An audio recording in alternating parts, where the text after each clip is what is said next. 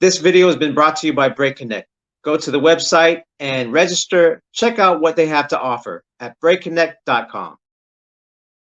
Yo, what's up? This is Shoutout Rockin' Pro for one of the Floor Gangs and Knuckleneck Tribe, and you're watching The Trades, show about breaking, hip hop, and the business of.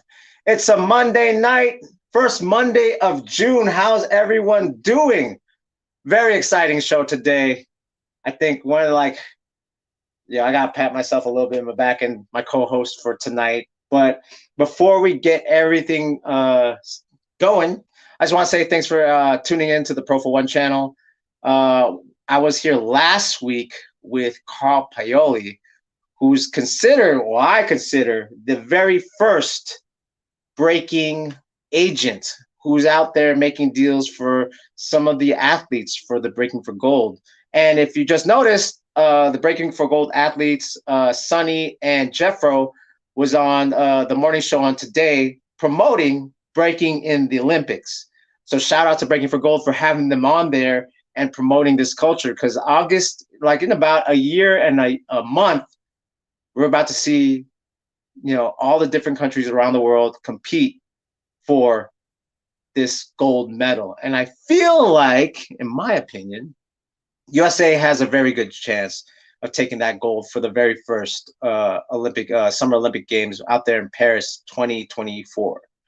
All right, so before we get the show started, and I see some people are watching already, again, so I disabled the comments, because that's the first thing I'm going to say. I disabled the comments if you haven't subscribed.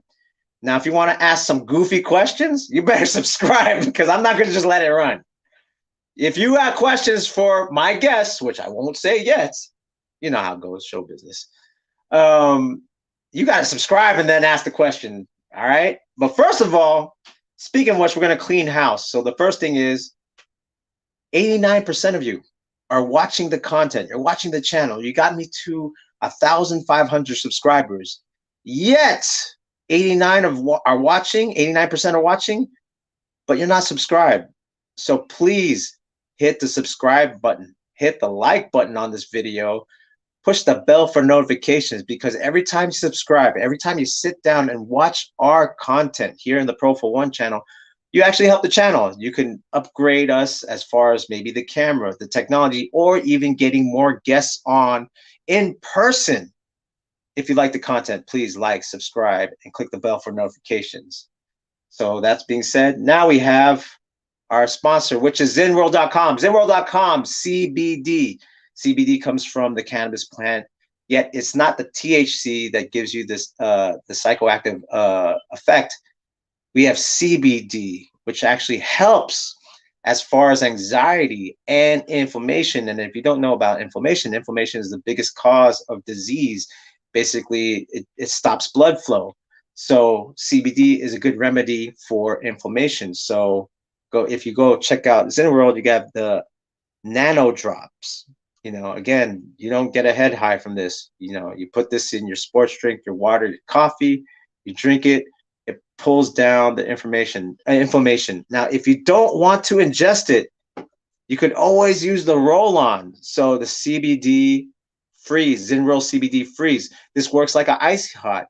It massages, it cools, it warms up and cools your muscles, yet the active ingredient is CBD, which will actually help heal the inflammation. So again, we have the nano drops and the roll, and you could go to the website ZenWorld, zenworld.com, use the promo code PROFOWON, get 10% off. Why not save money while you regenerate and restore and recuperate, right? All right, zenworld.com. All right, now, before I bring on our guest, I want to talk about how we got our guest on the show. So, I was with Dr. Cologne. I do a show with him once a month called the Hip Hop Dark Web, and I'm on his show sometimes on his channel, Urban Exegesis. And Vixx likes to come on, and he talks a lot about the history. I've been knowing Vixx for 12 to 15 years at this point. Seen him around in the breaking scene, and he said, "Hey, good show. I forgot what show it was, but we were talking about like it was good. It's like, yeah, you know, I talk to our guests a lot. I go, really?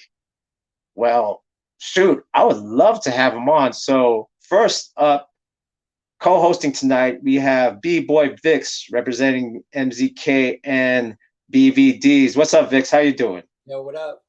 Ready to rock. So yeah, let's talk about a little bit how you got in contact with our guest tonight. Well, basically, you know, I'm always trying to reach out and talk to anybody who was there. Right. You know what I mean? Because I'm like you know what I'm saying? Just like you said, I'm a history buff, I guess you could say. So, you know, I like to dig deep. I like to research and do the history and the knowledge and all that kind of stuff. So it's just fascinating to me, the B-boy history in general, hip hop history. You know, I love it all just for, you know, just for my own personal sake. But so I reach out to a lot of OGs, any of the up rockers, you know, anybody who's still around. I try to get in contact with them and, you know, get to know them. Because for me, not just getting the information, but actually knowing the people gives me a better context and understanding of where this dance and this culture comes from. You know what I'm saying? So I wasn't there, but I get to know and get to, you know, personally get to know these people, you know, who were there, how they think, how they are. And that helps me to understand where this dance is coming from. So, you know, I basically, you know, Sasa actually reached out to me. Oh, really? Okay. Yeah. So, you know, I forget what I posted on social media, and he wrote a comment and just very encouraging, very you know, just positive, you know, just a very positive, you know, uplifting message, and didn't know really who I am, but he just, you know, wanted to be that positive person to, you know. And as soon as I saw that, bro, I was like, I hit him up right away. Yeah, I would too. Like, let's talk. Right. So, you know, I gave him a call. We, you know, we chopped it up over the phone, and he was very open and honest, and just like an open book, man. So it's like I really appreciate his humbleness and his willingness. Just a beautiful, you know, innocent, you know, spirit, pure. Right. You know, much respect, and it's an honor to get to know Sasa and get to talk to him, and even have. All right. Yeah, so without further ado, we got the first dubbed B-boy A1. We got Sasa. What's up, Sasa? How you doing? Hey, what's up, y'all? What's up, people? A1 B-boy Sasa, fully equipped to make your backbone flip. Let's get it. Okay, see, now this is not, hey, this is so, you know, as I said backstage to these gentlemen, this is the first time, I mean, Sasa's been on interviews before, but this is the first time like dancers or B-boys have actually interviewed you. So first of all, how you doing, Sasa? I'm doing well, man. Thank you. And it's a pleasure to be on board. Yeah, man. Yes, sir. So, I mean, you know, I guess like, you know, first of all, I mean, there's so many questions. Let's go to the chat real quick. Pluto says, who wants to smoke? And then Josh says, let's go. An original A1 B-boy in the house. And Omar says he's taking notes. He has his notebook ready. He's ready to take notes. So if you have any questions, really good questions, not just no goofy questions, go ahead and go to the chat. And remember, you have to subscribe to ask a question. So I'm going to have Vixx kind of lead this interview right now. So go ahead. So Vixx, you want to ask the first question to Sasa? Sure. All right, Sasa, here we go. I just want to get into a little bit of, well, I guess burning question I want to ask right off the rip. Okay. And that is, what is the proper terminology for the dance? Like, what is the original term or terms that y'all use to refer to this dance that y'all did at the Kool Herc's party? The original, I know that you're the first A1 B-boy. But the B-boy came a bit later. So what was the original terminology that y'all used? Hey, man, there's no problem answering that. Burning. Okay. All right. All right. Burning. They was like, oh, he burnt you. Oh, you better not dance against him or her because they gonna burn you. Or or just man, you got burnt, man.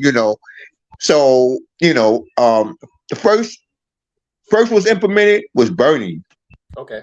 Yeah. So what did that look like? I mean, because you've heard of like the rockers from Brooklyn, right? Yeah, they do burning. What was the difference between how you guys burn and like the rockers burn? Well, I don't think it's really any difference. It's all about unless they didn't hit the floor. But I can't recall seeing these guys. But it was just defeating, beating, your opponent when you get on the floor. Just being creative, just being creative, dance and whatnot, And one of the primary moves back then too, and we all was doing it, and it led to the electric boogie and pop lock and stuff like that, was the robot. The robot led to the pop locking and the electric boogie. Right. Robot, and that led to the electric boogie and the pop locking. That's true. So a lot of people don't realize that we're going to get into the specifics of moves and stuff like that. But a lot of people don't realize that you guys, as the first generation, you all did the robot. Did y'all do the robot too? Yeah, see, and then that's how when you're old, when you're OG, when you're old, a breaker, a burner, whatever, because the robot, you had to have a serious robot, and people who didn't get down back then, they ain't gonna remember the robot because it was so far fetched. And then one of the things that y'all got going right now, you're not gonna hear too many people say where the electric boogie and that pop locking came from. See, I'm saying I've been around long enough at the beginning, but know where that came from. It came from the robot. And people who pop lock and everything like that, probably the ones that just started, they know about the robot. But people today, they don't know nothing about it. They heard of it, but they don't see people. Ain't nobody doing the robot. But that's how you can tell that a person was back there at the beginning of the phenomenal dance of burning, breaking, B-boy. It's the robot. Right. And you had to have a serious robot. I used to have a robot where I used to shake the girl, like the sand glass shape. I used to shake the girl like a sand glass shape, right? And I blow her a kiss, and I will blow her a kiss, and then I'll hit the floor, turn around, and I'll be down on my knees, and I pull myself up from the back. Mm-hmm. But that's how I would start hitting the floor. After I would shape her with the robot. I'll shape her like an hourglass. They got the hourglass shape, and then I blow her a kiss, and then I hit the floor. That would lead into all that. But the robot was you had to have a hot robot, to stand out, and that's one of the things that separated you, just from a regular dancing when you had a very creative robot that other people didn't do. So, everybody was coming out with creative stuff. It was phenomenal. All right, so I got a follow-up question. Okay, two follow-up questions for my first question. Right? So the original name was Burnin'. When did breaking, the term breaking, come in? And yeah, let's just start with that. Like, what was breaking also a term in the go off? Like yo. Going off. That's part of burning. When you say we're going off, that was part of burning. We also use going off and breaking, and we use going off and b-boy. So going off came along with all the other terminology of the dance. Going off is, it applies to from burning, breaking, and like burning, like they were saying that like 68, 69, 71, 70 and 7, and then around 72, 73, the breaking thing, start coming in. The breaking thing start coming in, and then when it got to 70, the end of 74 or the beginning of 75, then B-boy was implemented, because when that was implemented, we was in the executive playhouse. You know, we wasn't no longer in Cedric. We wasn't called B-boys in Cedric. At 15, we was not called B-boys. Nah. Okay. Yeah. So real quick, back up a little bit. So would you say the robot led to burning because robot was like a character dance, like, you know, because it had a lot of character. Okay. All right. That was just something else you had in your arsenal that was a style and that was hot back then, you know, that everybody did and everybody put a twist on it to make theirs look better. But you know, because back then we had certain names for dancing and they became popular, and the robot was one of the popular dance that was all over. You seen it on Soul Train, you seen it on America Bandstand, you know. You see the robot because the robot was hot, and then there was people that knew how to do it better than that looked exactly like a robot when they did it. And, you know, they pushed the flavor even more. Okay. You know, that makes sense, though. If you really yeah. You know, we always think of the robot as a West Coast thing. Right. No, but it was like everywhere, though. It was everywhere. It was everywhere. That's what I'm saying. Like, say, for instance, we had styles and names of dancing. The robot was one of the names of a style of dance that we did. That led to, and you ain't gonna hear it from too many people, that led to electric boogie and pop locking. Right. Yeah. You heard that from me, and I'm telling you how it happened. Yeah, crazy. But people who wasn't there couldn't tell you that. That wasn't back then getting down. Yeah, wasn't back then. I'm saying. Would a lot of people do like the robot to some type of burn, like some type of humiliation, some type of like? Yeah. Some act like, you know, they got a pie or cake and throw it in your face. You know. All right. So right there's already a kind of different kind of rhythm than what like kind of the rockers did. I now that you're saying, I was like the robot. I said, wait, but I get it because like there's like a character behind it. Like the robot's a character dance. Like you could do anything with the robot as long as you're like, you know what I mean. You can act like the battery's burnt out and then you drop. You know, you make a move like this because the batteries are burnt out. All type of it was just being creative. And like anybody that really know the time of the robot, you know, they gotta be a dinosaur. You know what I'm saying? All right. Well, okay. So the original in the 60s, you're saying, even back in the late 60s, they had the terminology burning. And that was the first terms that y'all used to describe the dance. And then from there, you started using breaking, right? Like breaking, going off, and then after that, B-boy came in, right? Yeah, going off been around for a while, man. I've been hearing going off ever since I had entered her. Like, yo, you going off? Yeah, going off is a historic word. It's a historic word. Yeah. So, I'm surprised they don't still use it. I do, but anyway. Oh, okay. Because that's what you be doing. You be going off. You be so getting there. Here's the most vital question about the terminology. All right, I think that everybody wants to know, and I want you to be super honest, which I know you're an honest person, so I have no worry about it. Thank you. But was the terminology break dancing ever used, or was it strictly breaking? Was break dancing used? Break dancing, those two words together. Did y'all say it like that back then, or is that something that came out later?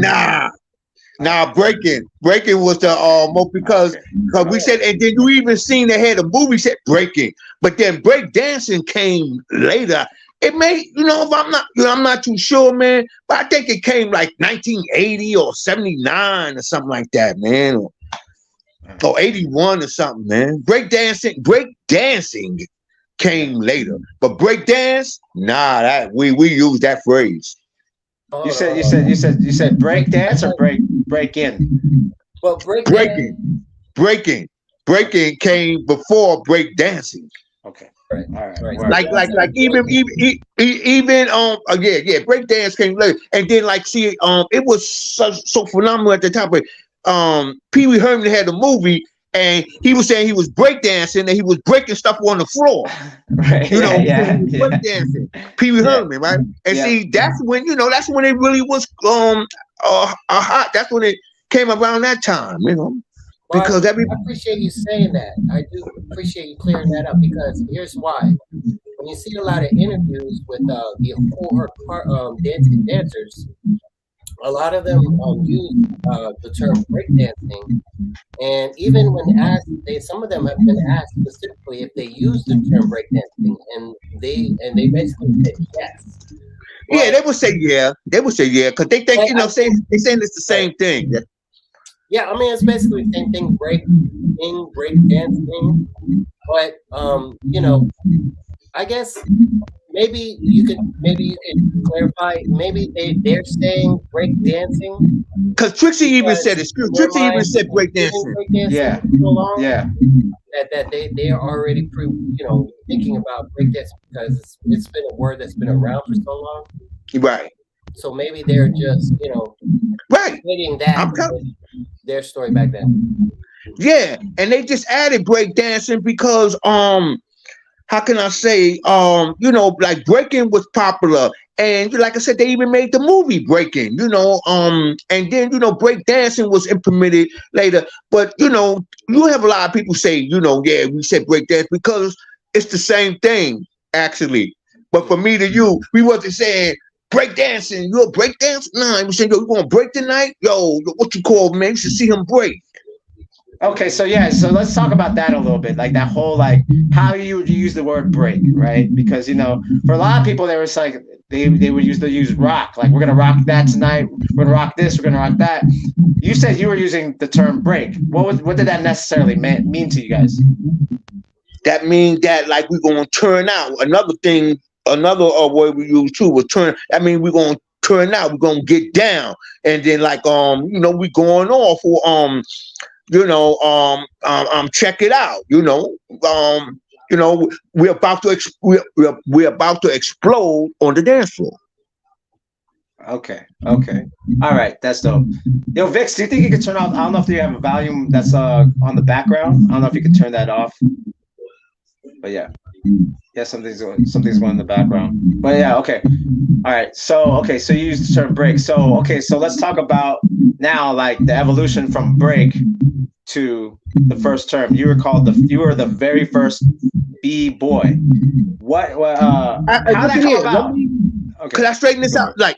I was coined the very first B-boy, but I ain't, because after they implemented, we all was B-boy. So it's not like I was the only B-boy. It was like I was coined. I was coined because I was on top of the chain. We had a structure like number 1, number 2, and all this other type of stuff. And so I was on top of the chain. So when he implemented B-boy, I was number 1. So, but when I was number 1, so he said A1 B-boy Sasa. But I was always A1. I was always A1, even in Cedric, at the end of the Cedric time before he moved on, I was tagged A1, But this how it happened. Let me tell you, okay, yeah, let's hear this. When I beat Trixie, like we was in the Twilight Zone, right? When I beat Trixie, but he still came back to Cedric. Oh, okay. Party. Now we danced, but he would give Blue Prize until he got too big for Cedric. But after the Twilight Zone, he would come back. And then that's where, before I went to the Twilight Zone, I was calling A1. Now, in Executive Playhouse is where I became A1 B-boy Sasa. But even at the Twilight Zone, I became A1 even at the Twilight Zone. And then one time he tried to stick Star Child, A1 Sasa Star Child, but it didn't stick. You know how you throw a wet piece of paper against the wall and it stick? That Star Child thing didn't stick. But that's how it went, because even though, like I'm just saying, he would play at the Twilight Zone and stuff like that, and then come back to 1520, but then he cut 1520 out altogether. And one time he came back, and this how come I completely understand, how it went, to the point where after I defeated Trixie and everything, there was this guy that was phenomenal. I really admired him, named Chubby, right? Chubby. So, but Chubby would not challenge Trixie. He wouldn't get in Trixie's circle when he danced. He just had so much respect for Trixie that he he didn't want to have anything to do with Trixie for what it say. But the dude was totally nice. The dude was nice, right? So it's a thing where after I defeated Trixie, and then Herc gave a party, gave a party once again at 1520, after the Twilight Zone. Now I'm number one. So Chubby felt that he should have been number one because he was nice and he was getting down before me. When I used to come to her, I used to look at Chubby like, oh, just do this. And he won. He's one of the people that had me know I had to up my skill if I wanted to get in the middle floor. He was the one that inspired me to up my skill because he was that nice. So when we came back to 1520 after Twilight Zone, Chubby came with an entourage. Bust came in the door with his entourage and said, I want Sasa. I want something. Oh, shit. Said, wow. But see, he did that because he heard that I was number one and he felt he should have been number one, but he never challenged Trixie. So now he figured like, okay, I could take Sasa, So he come with the entourage. And so Herc caught on the lights and everything. Cause he was really aggressive about like, yo, I'm dancing with me. Like, yeah, I want to take this dude down. So he called off the lights and everything, and then we went at it. Me and him just went at it, and I guess you'll know the rest. So, but like I'm just saying, he came back to 1520, and that's when Chubby came in to challenge me because he felt he wanted to be the number one guy. But after I defeated him, it seemed like he fell off the map. Nobody ain't see him again. I guess he was bad. I don't know. I can't say. But he fell off the map. He never came back to Herc. All right. I got a question real quick. That leads up to that. So, so Dancing Doug talked about he battled Trixie. And he said he got burnt because when he battled Trixie, he pulled out the dildo, right? So he would get the momentum. So, like that. So that was before you battled Trixie. Yeah, that's what before I battled Trixie because I used to watch you saw that. So you saw when that happened. I'm studying everybody for the simple reason I'm feeling like whenever I go up against them, I want to know what they got. I want to know what they arsenal, what they have in their arsenal, for I can combat that. For I could come at them with something stronger. So I was a student. I was studying, and then again, I got a love for the dance. So I studied any and everybody that was hot at that time, just in case I had to battle them. Right, and so that time, go ahead, Vixx. All right, so I want to back up a little bit, right, but still pretend what we're talking about. So all right, so the burning dance, right? Let me ask you this question: did you see the burning dance before you went to Kool Herc, or did you see it when you got to Kool Herc for the first time? Okay. The answer to your question is at house parties. Okay. They have house parties, and I was, how can I say? I was a little bit into the gang life, and so at the clubhouse, people would dance and burn each other at the clubhouse, and then the house parties. From the clubhouse to so actually in the clubhouse is where they would learn their moves, gather their moves, and then when they go to a party, they would use them. Wow. You talked about like for instance the black spades and the black pearls. I heard you talk about the black pearls, right? Right. Yeah. And this is at their clubhouse. Did you see at their clubhouse at the Black Pearls clubhouse? Yeah. Okay. All right. Yeah. So, what about church parties? Do you know about church parties? I hear a lot of people talk about church parties back in the day. What was a church party? Well, the one I know of was over there on University Avenue, 174th Street. But I used to go to little church parties like when I was younger over there on 3rd Avenue, like in the Bronx. There was a church over there, but the one of the most famous church parties they used to have was over there near University Avenue, like 174th Street. All right. So they did some of the. Were they playing like the B-boy music, like the break? It was hot. They played all the hot music. I know you got soul. Oh, you want to be in here, yo, and get up, yo. I mean, they play some hot stuff, and that's where Herc when he came across on 174th and University Avenue, when he was going home because he lived on the cliff, which they call a valley. He'll go past the church party and he'll see it was popping, and he loved it. So those was one of the things. Those was one of the situations that helped Herc become a DJ, because he admired what they were doing in that church party. Because the church party, it was a big thing at that time. You know, if like all the hipsters went there, and see that's where hip hop come from us being hip like hipsters. So it's weird that all the hipsters went there. It was big.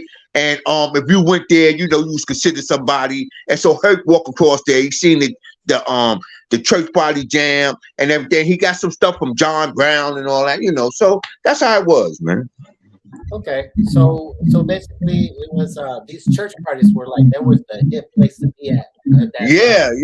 Yeah. Those was down at for the kids, you know, young kids, the younger kids growing up with teenage stuff. But young, yeah, that's where to a degree, you know, for my, well, I don't know, I can't say did it all started, but that was one of the places it started before it started, and then the house parties. But like I'm saying, the house parties, when they became the church parties became a little bigger because they were bigger.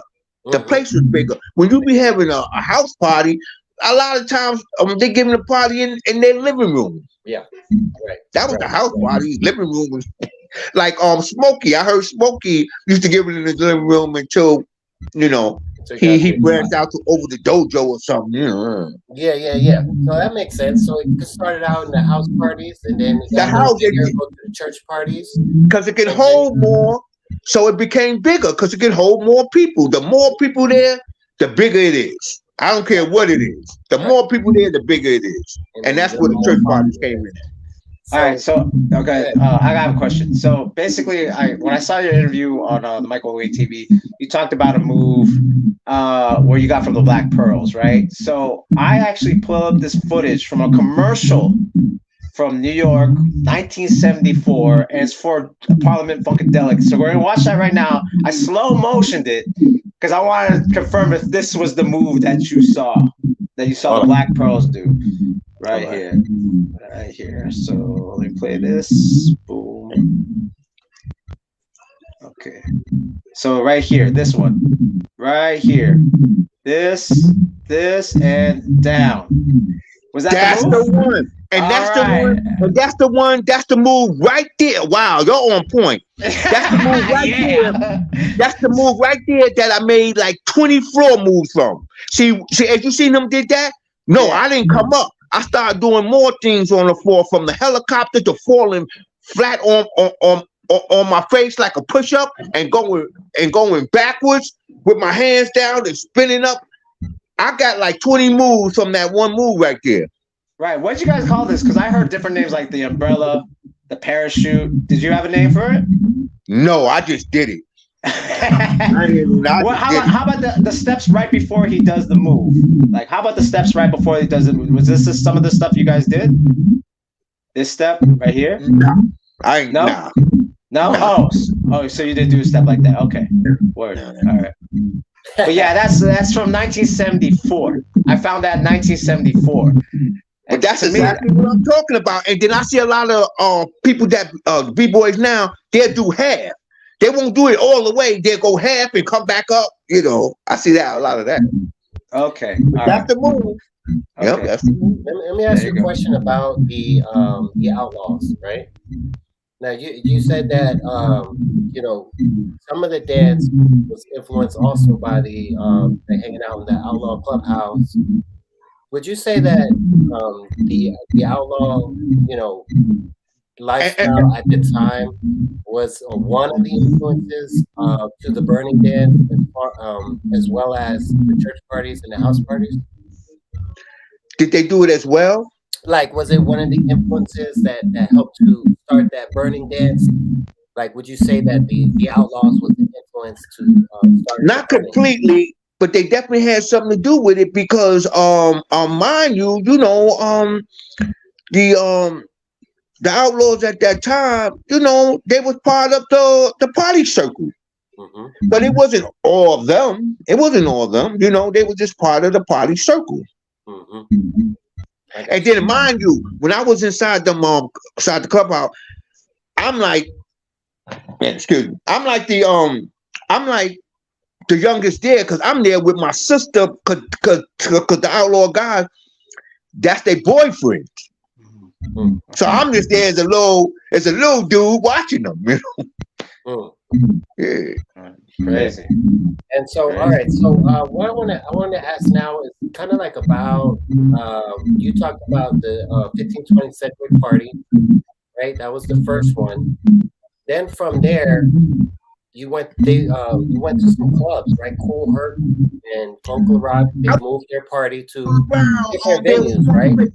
Huh? Can you start from 15 Sedgwick, and then talk about the timeline as far as the parties and the clubs from the beginning to the end, like as far as the timeline of what the clubs were? Yeah. Vixx, I'm on trial. You gotta understand. I'm 62, man. So, you know, I'll give my best. You know. Yeah, for sure. You were saying, so from 1520, where did I go?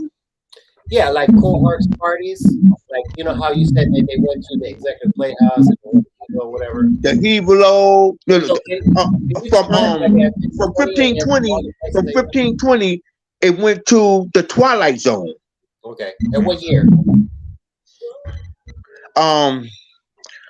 For 1520, like 74. Okay. Like the end of 70, like around 74. Around 74. So it was like one whole year at the 1520 parties. Like almost one whole year. Yeah, he would get other little joints. He would get one, but the regular way he would be regularly would be the Twilight Zone. Then from the Twilight Zone, he went to the Hevelo. And then from the Hevelo, he went to Executive Playhouse, and from the Executive Playhouse, he went back to the Twilight Zone. Back to the Hevelo. Then the Hevelo, then the Hevelo got burnt down. Then he just stuck at the Executive Playhouse, and then also it became the Sparkle. So it did it at the Sparkle, you know. So that battle with Trixie you had, where was that at? The Twilight Zone. Twilight Zone. Okay. Yeah, that was right after Cedric. Right after, you know, he started getting bigger because the crowd he started pulling in now, Cedric wasn't able to hold that. You know, it was becoming a sweatbox. So that's when he, you know, decided to get something bigger. And the place that he got bigger was the Twilight Zone. How many people you think were in the Twilight Zone? Like, you know, like 200. About 200 heads.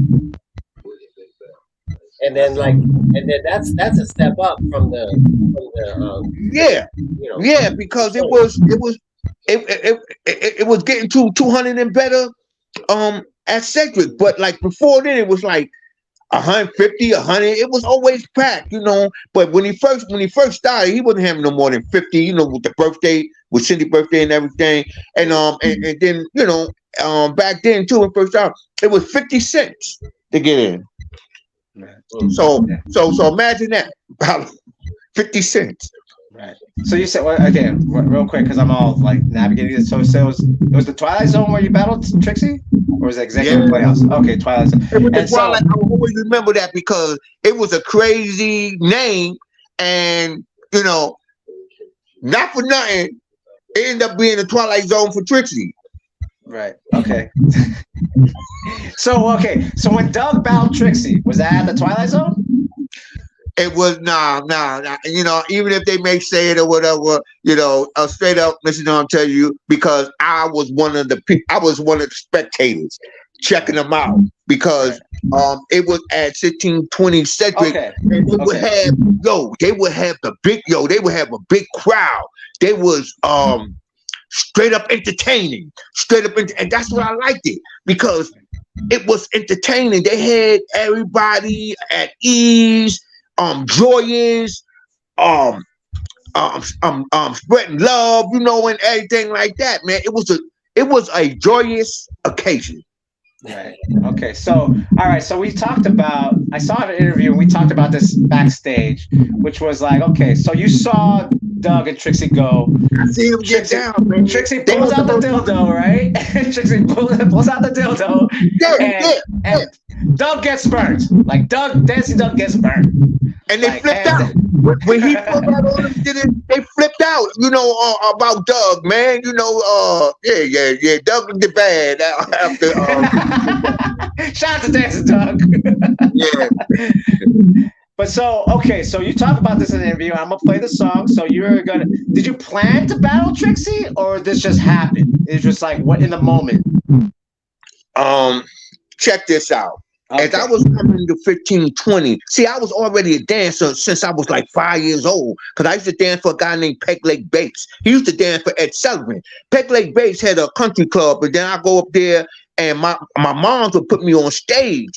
And then I got down, the crowd went crazy, and they would throw money on the stage. So Peg Leg Bates had me come up there every summer to his country club, and then he would put me on the floor because I was a little guy. But then even at that age, I was able to dance up against people that was much older than them, and people liked it. That they thought it was cute. As a little dude, he's standing up with these big guys getting down, so they liked it that. But to answer your question, okay, the reason I mentioned that because I was already a dancer. I was already a good dancer when I came, and I already have love. And I believe if y'all dancer, y'all can relate to what I'm saying. You got love for dancing. You just love it. So as I came to 15, 20, I seen all these guys, and I was like, wow, these cats is something to be reckoned with. But once I seen them, I knew I had to sharpen my skills. So I did sharpen my skills, and as I was sharpening my skill, utilizing them against other people or just doing it myself, because we wasn't always dancing with them. We would dance by ourselves. A lot of times after I was number one, I would dance by myself because nobody didn't want to get in there, and I didn't mind because I just like to dance. I didn't really like to burn people. People would come at me and I burned them. So this is what happened. I came in there, I seen them, I sharpened my skills and everything. People started talking about me all over. They were like, wow, this guy's phenomenal. This guy's phenomenal. So it's where that I don't think Trixie liked it that. So a guy named Bush LaRock was telling him what school I went to. So him and Bush LaRock, Trixie didn't want to come up to my school on my lunch break. And that's where Trixie challenged me. So Trixie hunted me down, to go against me. Okay. Because he heard too much about him, but what he told me that he heard I was after him. I'm like, that's ludicrous, because I'm not really, I wasn't a dancer that go looking for people to dance. I just danced for the love of it. I wasn't, they made me a battle dancer. I wasn't a battle dancer. It's just people, I would like to dance just for the love of it. But then you see people like, oh, I could take up, because after everybody start watching you and start talking about you, then you have some people that probably get a little envy and like, man, I'll take them down. So that's how I became a battle dancer, by people coming at me, man. Right. And this is the song you birthed them to?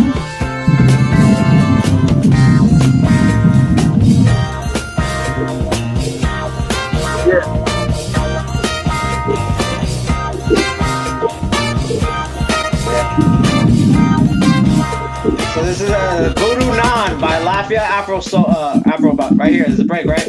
Right.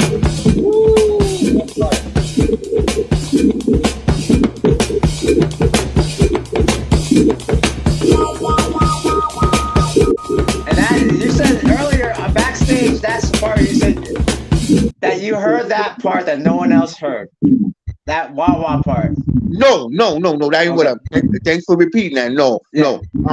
The record they didn't hear. Not that part. The whole record they haven't heard. But Herc had so many records because Herc wasn't playing that. So when Herc, I said what I wanted. Now look at here. It was Trixie record first. They were my record. Trixie record was Give It Up to the Loops. Okay. And I'm not a crazy brown guy, but I like brown and everything like that. But I done heard so much I done heard him so much, Right. you know, that like, you know, that boy done heard him so much, you know, I done heard it so much, so that didn't really move me like something new. Right. There's nothing like something new, you know what I mean? So I heard that. So now, Trixie record was first, which was Give It Up, Turn It Loose. I got him on that. The crowd was like, yo, he got, you know, we asked the crowd. Then it was my record, and then that's where I went bonkers. Okay, got it. Got it. I got a question. So that was yeah, go for it. Go for the Vixx. So when you battled Trixie, right? You guys chose your own music. Like, did you tell Kool Herc, I want you to play this song? Yeah, cause we feel that like a record that we chose, we could dance better to, because So that's a you record think that Kool can Herc's playlist, like when it comes to the go off, it was basically consist like he's basically asking y'all, like he's getting his playlist from the dancers, like he's asking y'all, what do you want to hear? No, And I'll Give play It Up, Turn It Loose. Herc played all the time. Herc was James Brown addict. You know, he played a lot of James Brown with that Coke Rock didn't play as much James Brown. Coke Rock came up with stuff that you never heard. Man, he was amazing with some stuff. But no, he knew about Give It Up, Turn It Loose, because that's the basic. So like I'm just saying, I was more of a peculiar guy. I was peculiar. I wouldn't want to get down to stuff that people already heard. I like to get down to some new amazing stuff, you know, like Jimmy Castor and stuff like that that you didn't hardly hear on the radio. But Give It Up, Turn It Loose, you didn't hear on the radio neither. It was a breaking song. It was for breakers. So Trixie chose that because it was a breaking record, and he really got down on that. He got he got a lot of credit for what he did off of Turn It Loose, so that's why he chose it. Well, you know, he could strut his stuff, you know. So did Trixie pull out the dildo on his record or on your record when y'all battled?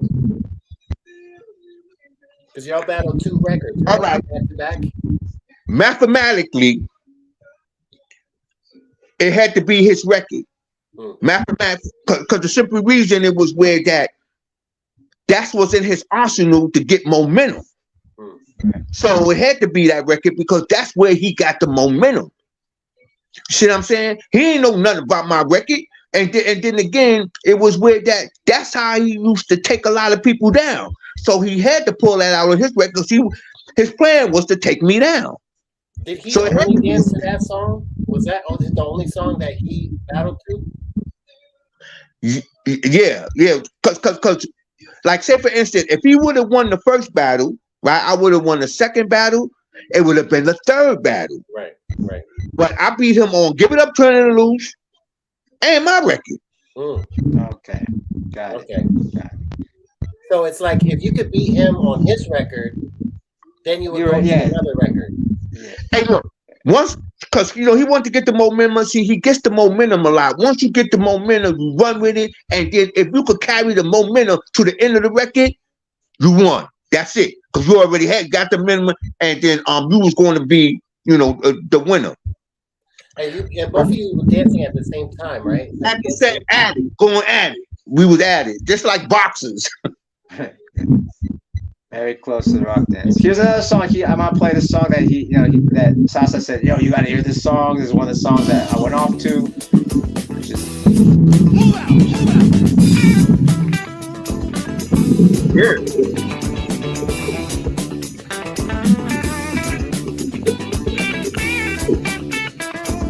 yeah, that Jimmy Castor.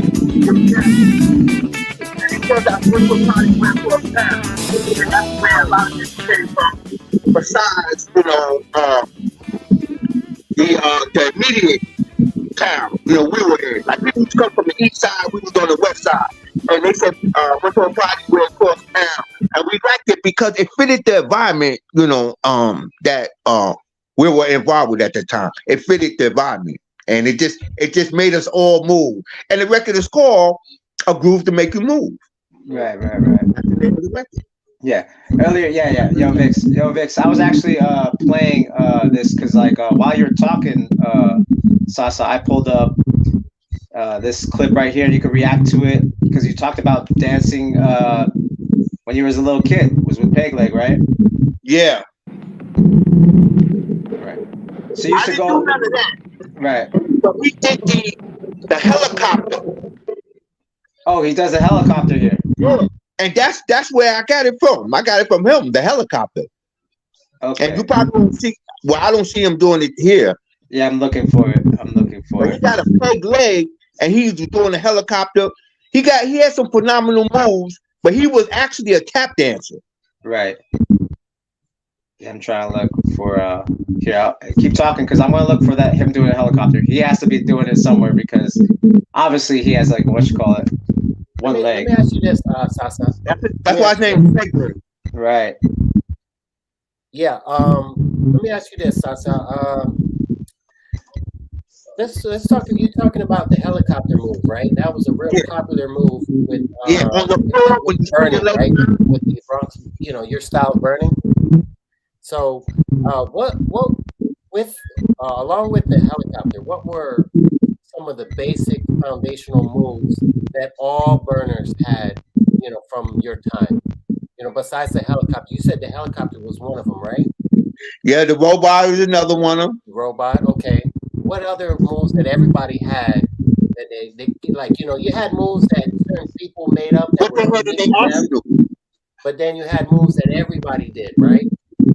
So what were some of the moves that everybody did? Okay, like the robot was one. Okay.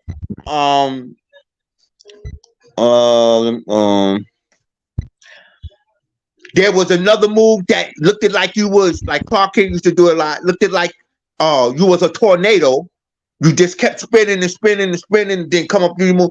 Clark King used to do that, but a lot of people do it. Even the twins did that. On the ground when they spinning on the ground, spinning like a tornado. I seen little clips of it on Facebook with Pow Wow. I think was showing somebody. Well, I'm looking. Yeah. He was spinning like a top. Mm-hmm. That's another the freeze. Freeze. Well, when you say freeze, so what do you mean? Like any freeze, or it was a specific freeze? Like say for instance, like you do a move, right? You do a move, and you put your leg, you freeze. You stand in the freeze move, which they still do today.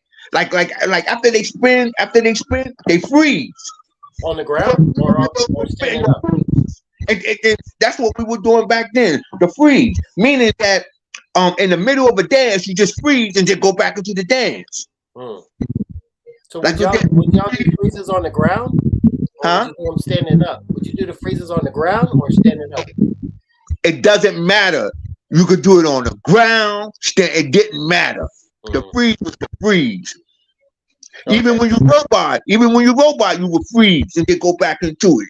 The freeze been around for a while, man, and they doing it today, man. They still doing the freeze. Still doing it.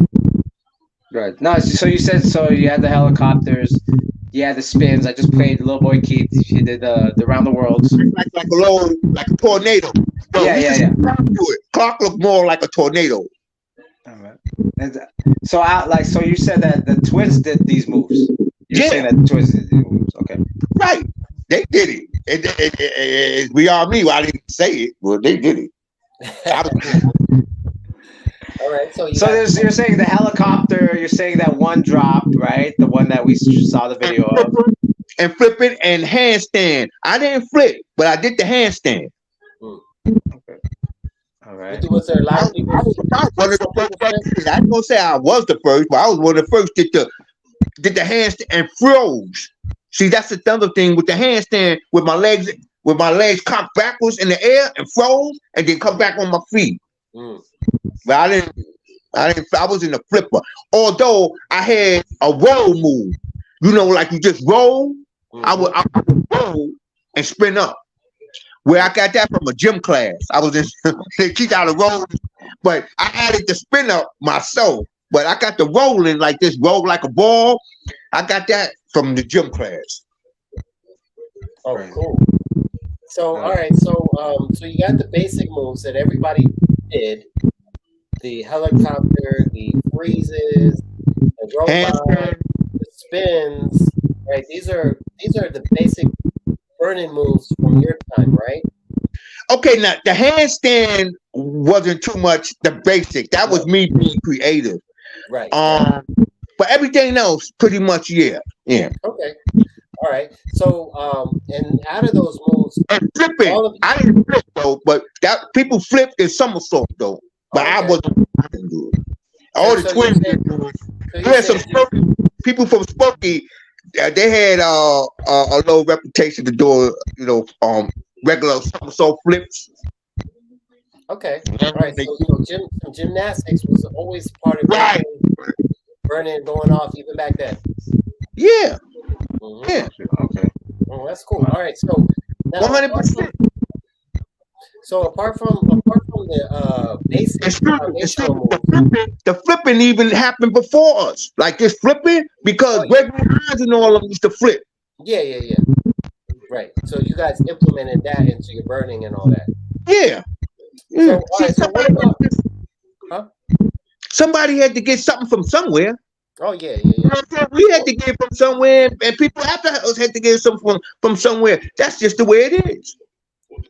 So let me ask you this: what about the signature moves, the patent moves, the special moves that everybody, had their own moves? So first you were talking about, the basic moves that everybody had, but now I want to talk about more. What was the individual, unique moves, signature moves of the most, favorite B-boys from back in the day, like Trixie, Dancing Doug, Chubby, yourself, Bond, Clark Kent, Wallace D. You know what I'm saying? Wallace D. The twins, Clark Kent. If you could run through some of those guys, like what were their moves? Helicopter, the robot, freeze, and a few little other things that I can't quite recall. During the number of years, but what I could recall, is the helicopter, the freeze, the robot. No, but those are the moves that everybody did, right? Yeah, those patterns that people would learn, and people would do it who wasn't breakers. They would just do it because it was the thing. It was hot right there.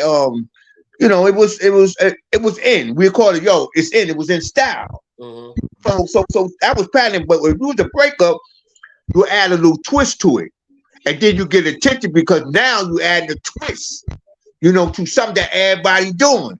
So now that little twist you doing may become a dance, or whatever. Or you have some people that really admired it, and next time they come to party, they doing it. They doing that move. So they doing that move. But those are the basics right there. And a few more that I can't quite recall because it's been so long ago. You know what I mean? But not talking about the basics though. Like not talking about basics, just talking about the individual, moves that the B-boys created up just for themselves. Like Trixie had its own moves that only Trixie did. Dancing Doug has moves that only Dancing. You had your own moves that you made up, that you were famous for, right? Right. So that's what I mean. So what are, we always hear about these B-boys from Kool Herc's parties: Trixie, Doug, yourself, twins, Bobo, etc. They all had their own moves that only the amazing Bobo did his own. Only he did his move. You know what I'm saying? James Bond had a move that only he did. That's what we want to know. I want to know what are the moves that Bobo did that he made up that he was famous for. And him and James Bond did this move I'm about to say, but Bobo developed it first. Like you be getting down, and then he hit the floor. He hit the floor. Boom. He pop up, and then he spin. He spin like damn near like a helicopter, but he's a top rocking. He's not on. He'll spin with his elbow out, elbow and his feet up, and then when he twirl around, it's looking like a top, the propellers. It's looking like the propellers, right? But he's not on the floor doing that, doing that. And he didn't call it the helicopter, but he had one elbow up, and he's standing, and then when he kicks, he be standing on one leg, and then the other leg cocked back, and then he would be spinning. And that's a move that Bobo developed, and he taught James Bond. Okay. It was like a standing up. Yeah, like with his elbow up and his feet in the back, it was like a ballerina. And he, you know, and he's spinning, you know, but that's after he come up from the floor, or he'll spin and then hit the floor. And him and Bobo used to do that, but James Bond started adding more stuff and started being more creative because Bobo started being in and out of jail, so he wasn't really had time to, you know, be as good as he could have been, you know. You know what I want to ask you? I want to ask you how many B-boys, like more or less, was at the 1520 parties versus the executive playhouse parties where Kool Herc's party got the biggest, right? So it's like, did you go from like what, like 5 B-boys or 10 B-boys to 30 B-boys? Like, well, did it grow, or how did it happen? Yeah, well, from my understanding, because you got to remember, I stopped in 77. And so, you know, what happened between 77 and therefore on, you know, I couldn't tell you much about. You know, because I stopped, man. You know, I had to get some money, man, because Herc wasn't paying me for that. I want him to pay me for Clark Kent, then, but you know, I was like, yo, cause like, see, look at here. Let me tell you something. This thing where the B-boys drew in a lot of the crowd because we were the entertainment along with the music. You understand? But you know, after a while, man, I want to get paid. So you know, like I said, you know, I stopped in 77. But yeah, man, and you know, that was how many B-boys would you say were there? You know, in 77 at the executive playhouse, how many B-boys would go to Herc's club? Prime B-boys around 7, but like prime that was really hot and really could get down. But other than that, you probably had 10, 12, 15, you know, cats that's, you know, that's breaking the front. You know, when it was really time to get down, they wasn't dancing. They were just dancing, you know, listening to the music. But to answer your question, man, that was really hot was like 7. It was like, you know, I wiggled my way in, you know, and it became me. But I wasn't the number one guy then. But it was like, say, me, Trixie, Johnny Cool, Wallace, my man Seiko, Dancing Doug,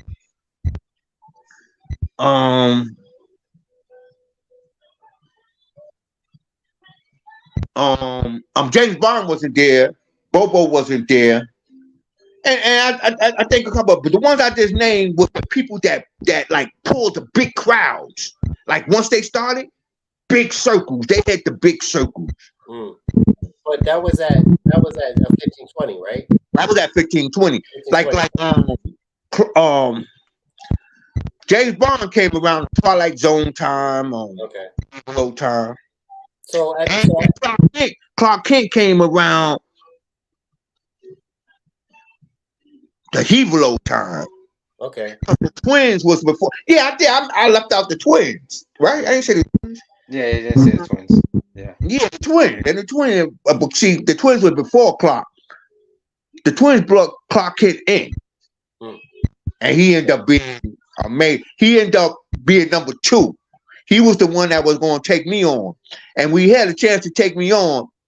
He didn't stop because as I was leaving, the party was over. He jumped in front of me. But mind you, I had danced that night. Nobody didn't jump in. I was dancing by myself. But when the party was about to be over and we were walking out, Clark decides to jump in front of me and start dancing. So I start dancing. We start going at it. So he did a move and then came up, with his hand on his shoulders, like I guess he was gonna go into the Superman. So I did my move. I spun up and came up and like, yeah, what?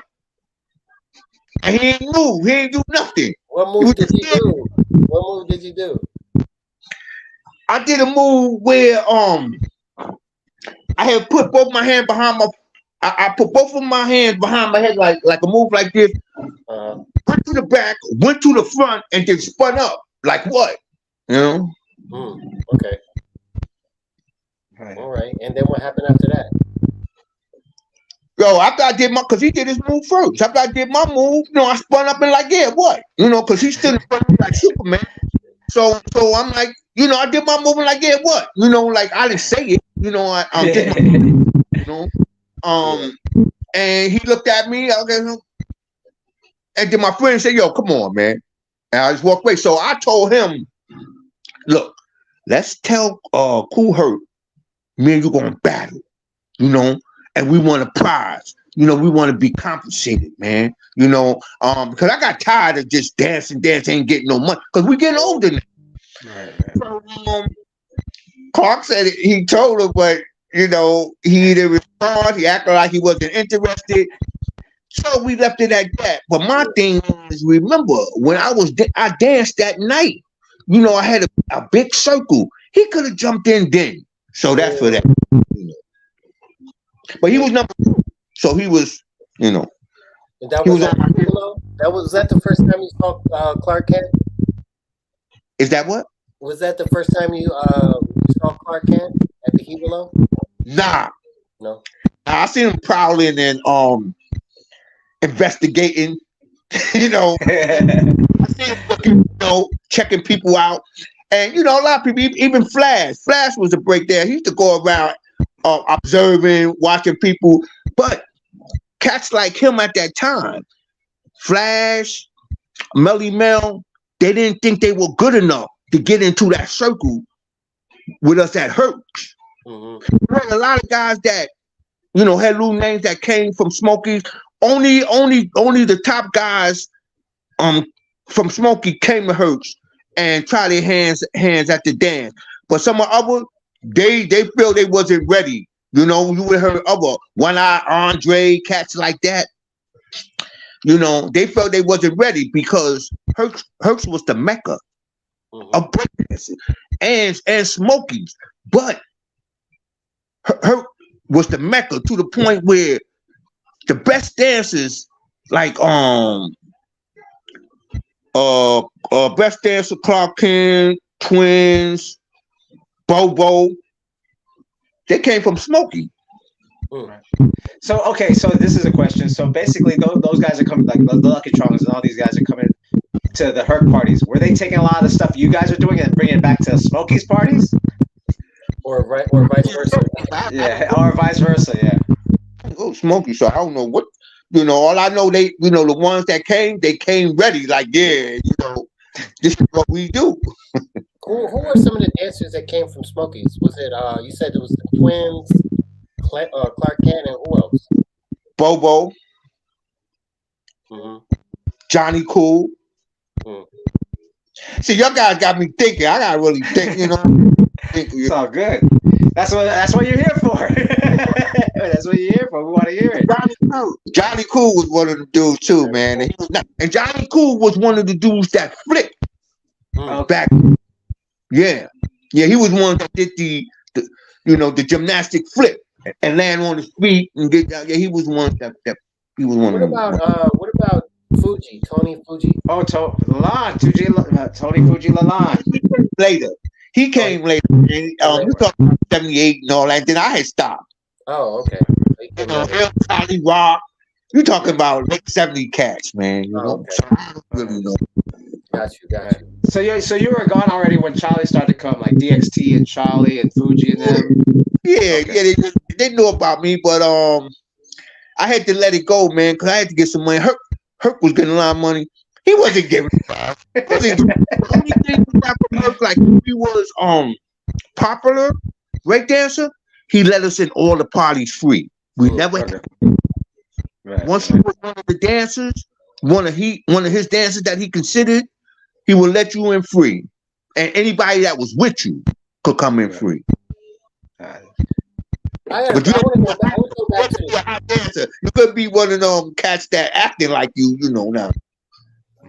That's all we got from her. let me ask you a question about the dildo, right? Going back to the dildo.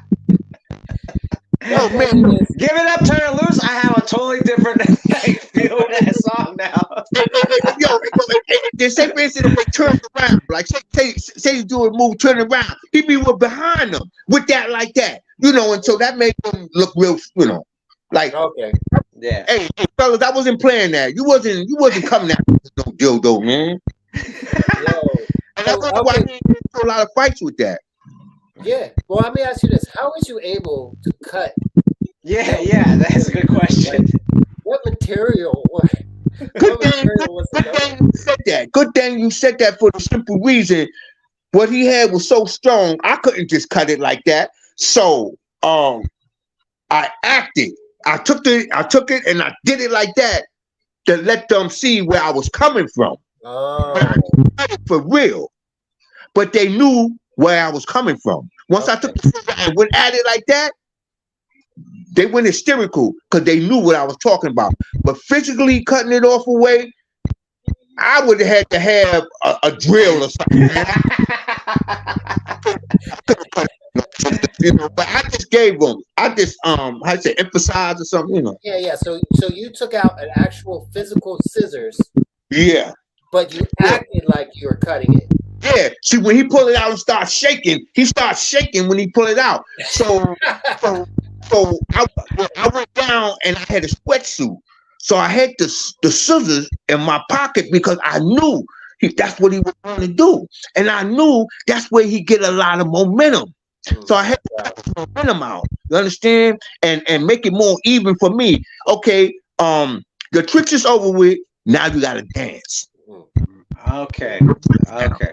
I done took the tricks away. Now you gotta give it up. So so when I act like I cut it, boom, right? The crowd went hysterical.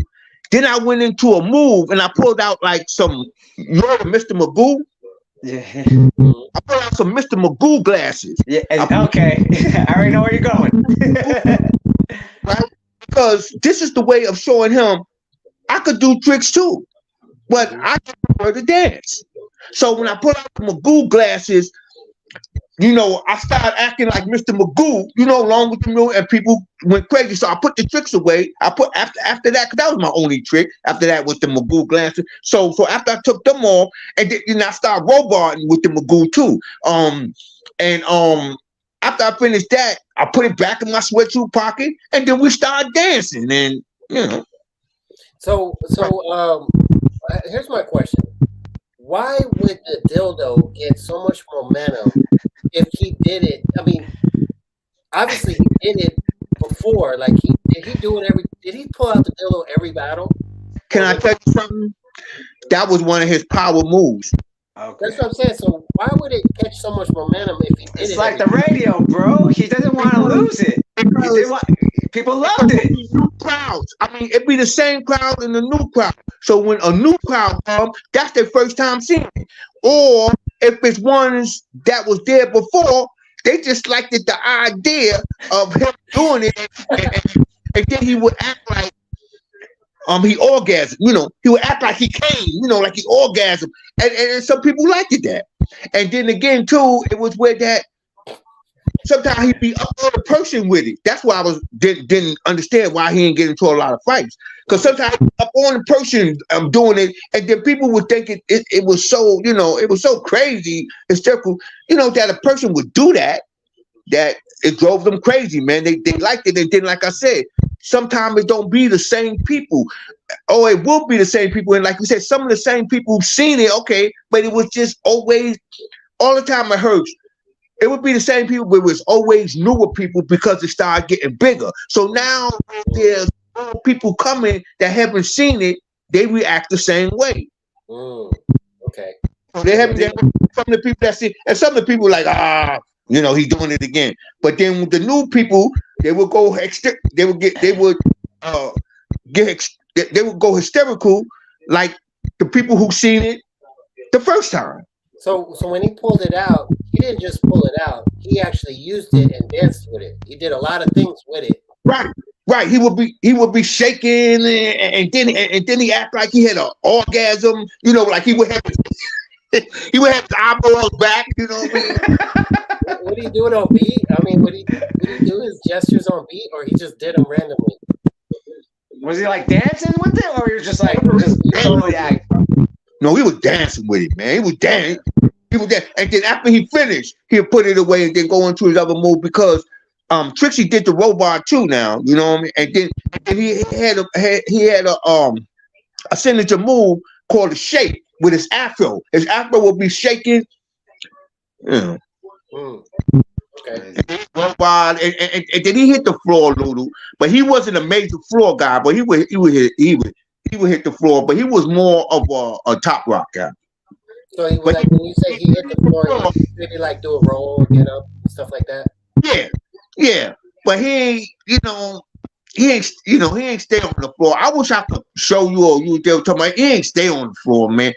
I will go into one floor move, into another floor move, into another floor move, then spin up and do my little top rock thing. And then I had a signature move when I start. It was called a float. I would make a float and I start floating, and that was a signature move of mine. And then that's how people who would talk about me, and that's one of the moves that they would act on that I did was the float. That's how they were. Yeah. Let me ask you this, okay? So I'm gonna throw out a name. I'm gonna throw out a name, right? I want you to answer or respond with the signature move of that person that you can remember, if you can remember. Thank you for saying that I could remember. Yeah, if you can, no worries. You know what I'm saying? Just if you can. So like you said, we talked about Trixie, right? He did the shake. Yeah. Right? What about Wallace? Damn. Wallace had a move at the beginning that he looked like, I don't know, he was doing a mambo or something. You know what I'm saying? It looked like he was doing a mambo. Then he just go off. You know what I mean? Yeah, he had a little move, something like. Like you mean like a salsa step? Yeah, like a mambo. Yeah, like I don't know, like I don't know. Steps, his own salsa steps. He would mix that, incorporate that into his. Yeah, they would go into it because Wallace, he used to go to a lot of Spanish clubs. Move like that did, and then he would go into the breakdancing. Okay. He had a movie style with the mambo, looked like I don't know if I'm saying the mambo, but I call it like almost like a salsa. I don't know. It looked like and then he started going into the regular breakdance. What about Chubby? Wow, man, Chubby was a James Brown guy. I'm gonna even go like this, man. He had so many moves, but one move that he had, I got it from the float. When I said the float, I got it from him, but I put a twist on it. So he was the first floater. Okay, you got the float from Chubby. What about Doug? I put a twist on it. It wasn't exactly like Chubby because I didn't want to look like Chubby, but once I learned how to do it like Chubby, then I put my own twist on it. But at first, I was doing it like Chubby because it was so smooth, and everybody loved it. When I did it, and I admired it when he did it. But he ain't call it the float. He had no idea, that I called it the float. Right. Yeah. When you say the float, I mean you just like walking in and starting your introduction, like you're floating on. That's how I start. Like floating, like a move. Okay. But moving all around, like I'm getting ready to set up, for the power moves. You know what I mean? Okay. So, what about Dancing Doug? Dancing Doug had something like the curly. Okay, yeah, he talked about the curly. Yeah. He had the twirly and he had a shaking move. And Wallace had a shaking move too. He had a shaking, but it wasn't like Trixie's. Wallace and Doug shaking move. Trixie, Wallace, and Doug had different shaking moves. How they shake their body, they were different though. They wasn't the same. What was different about them? Like say if one would shake like this, and probably one would shake with their arms, and Trixie would shake with and shake with his afro. Okay. Okay. It would shake with different parts of their bodies. Yeah, but they be shaking, you know, and yeah, but you can see that it's different. That's how come when I said I was picturing them doing it, and it ain't the same. It ain't the same shape. Only thing they have to do with one another is shaking. Yeah. Okay. What about the twins? So for what were the moves that twins was popular for? A nice freeze move and a move where they go forward and step back. They go forward and step back. A move, you know, they had the free and the move that they go forward, and they also had to spin like the helicopter. You know, they had a few moves, man. Did they do routines together? Like yeah. Yeah. What were their routines like? How would you describe their routines? Hey, yo, I don't know.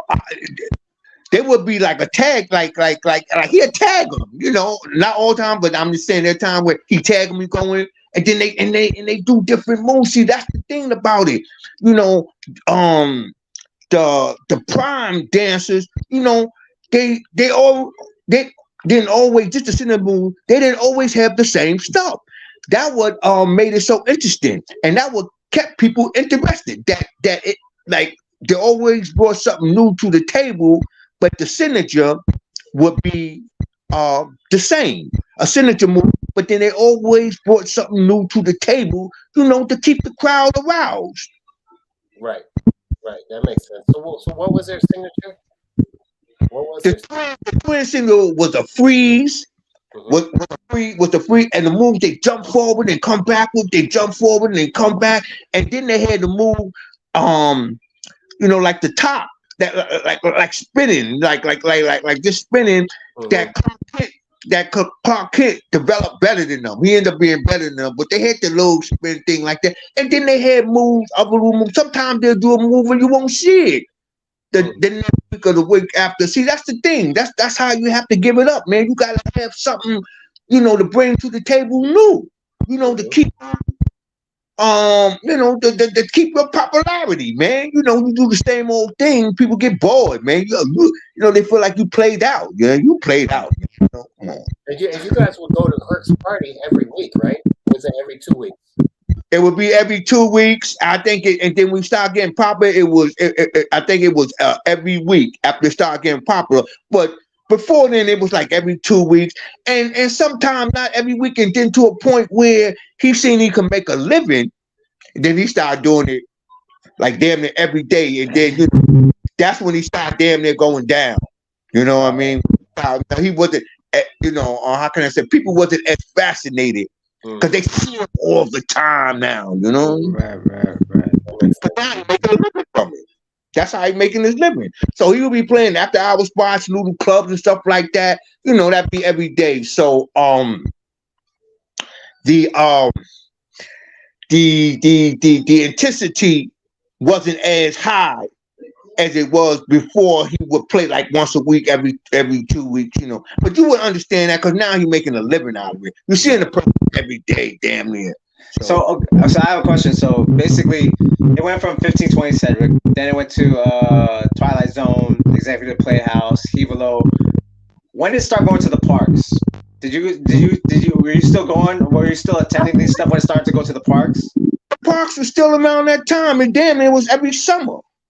So like even when he was in 1520, he give outside parties and stuff like that. So you know, that's been a thing of his, man. You can't place a certain time on that because that happened a lot. And then he used to be having like, you know, okay, no, that was inside, like Hustler Convention party, where you had people just dress up real fly, and then you had real hustlers.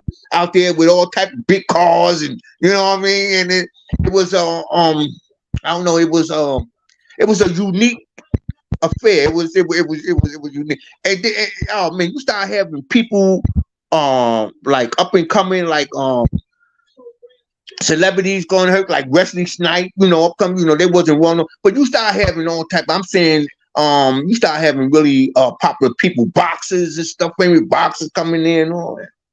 Wow. But on that outside thing, to answer your question, that been there for the longest, man. Them block parties, them outside parties, Smokey Park and all that. Right. So he was basically playing in the parks at the same time as playing in the clubs. Yeah, there wasn't no particular, let's make this a special occasion. That's what he did in the summer because the weather was good. The weather was able to, because you know they don't want to do that in the winter. But just to let you know why that happened, because it was summer, the weather was nice, so that gave him an opportunity to do it, kind of regularly because of the weather, and basically too. But he still, but basically too. Oh no, I was going to say probably he was doing that, you know, more in the summer than inside because it was hot. Right. Yeah, but I know I had no air conditioning and everything. I don't know, but the answer to because I don't want to get off track. The answer to your question, he was giving them block parties like in the summer, man. Right. Gotcha. Was you doing battles over there too? Were you guys doing songs and stuff like that? Where you danced each other in the block parties also? Yeah. Okay. Yeah. And then again, like I said, we were dancing on concrete. Right. Was the energy different because the Hevlo was a club, Executive Playhouse is a club. Was the energy different just because it was outside in the summer? Like, did it bring out different type of moves or?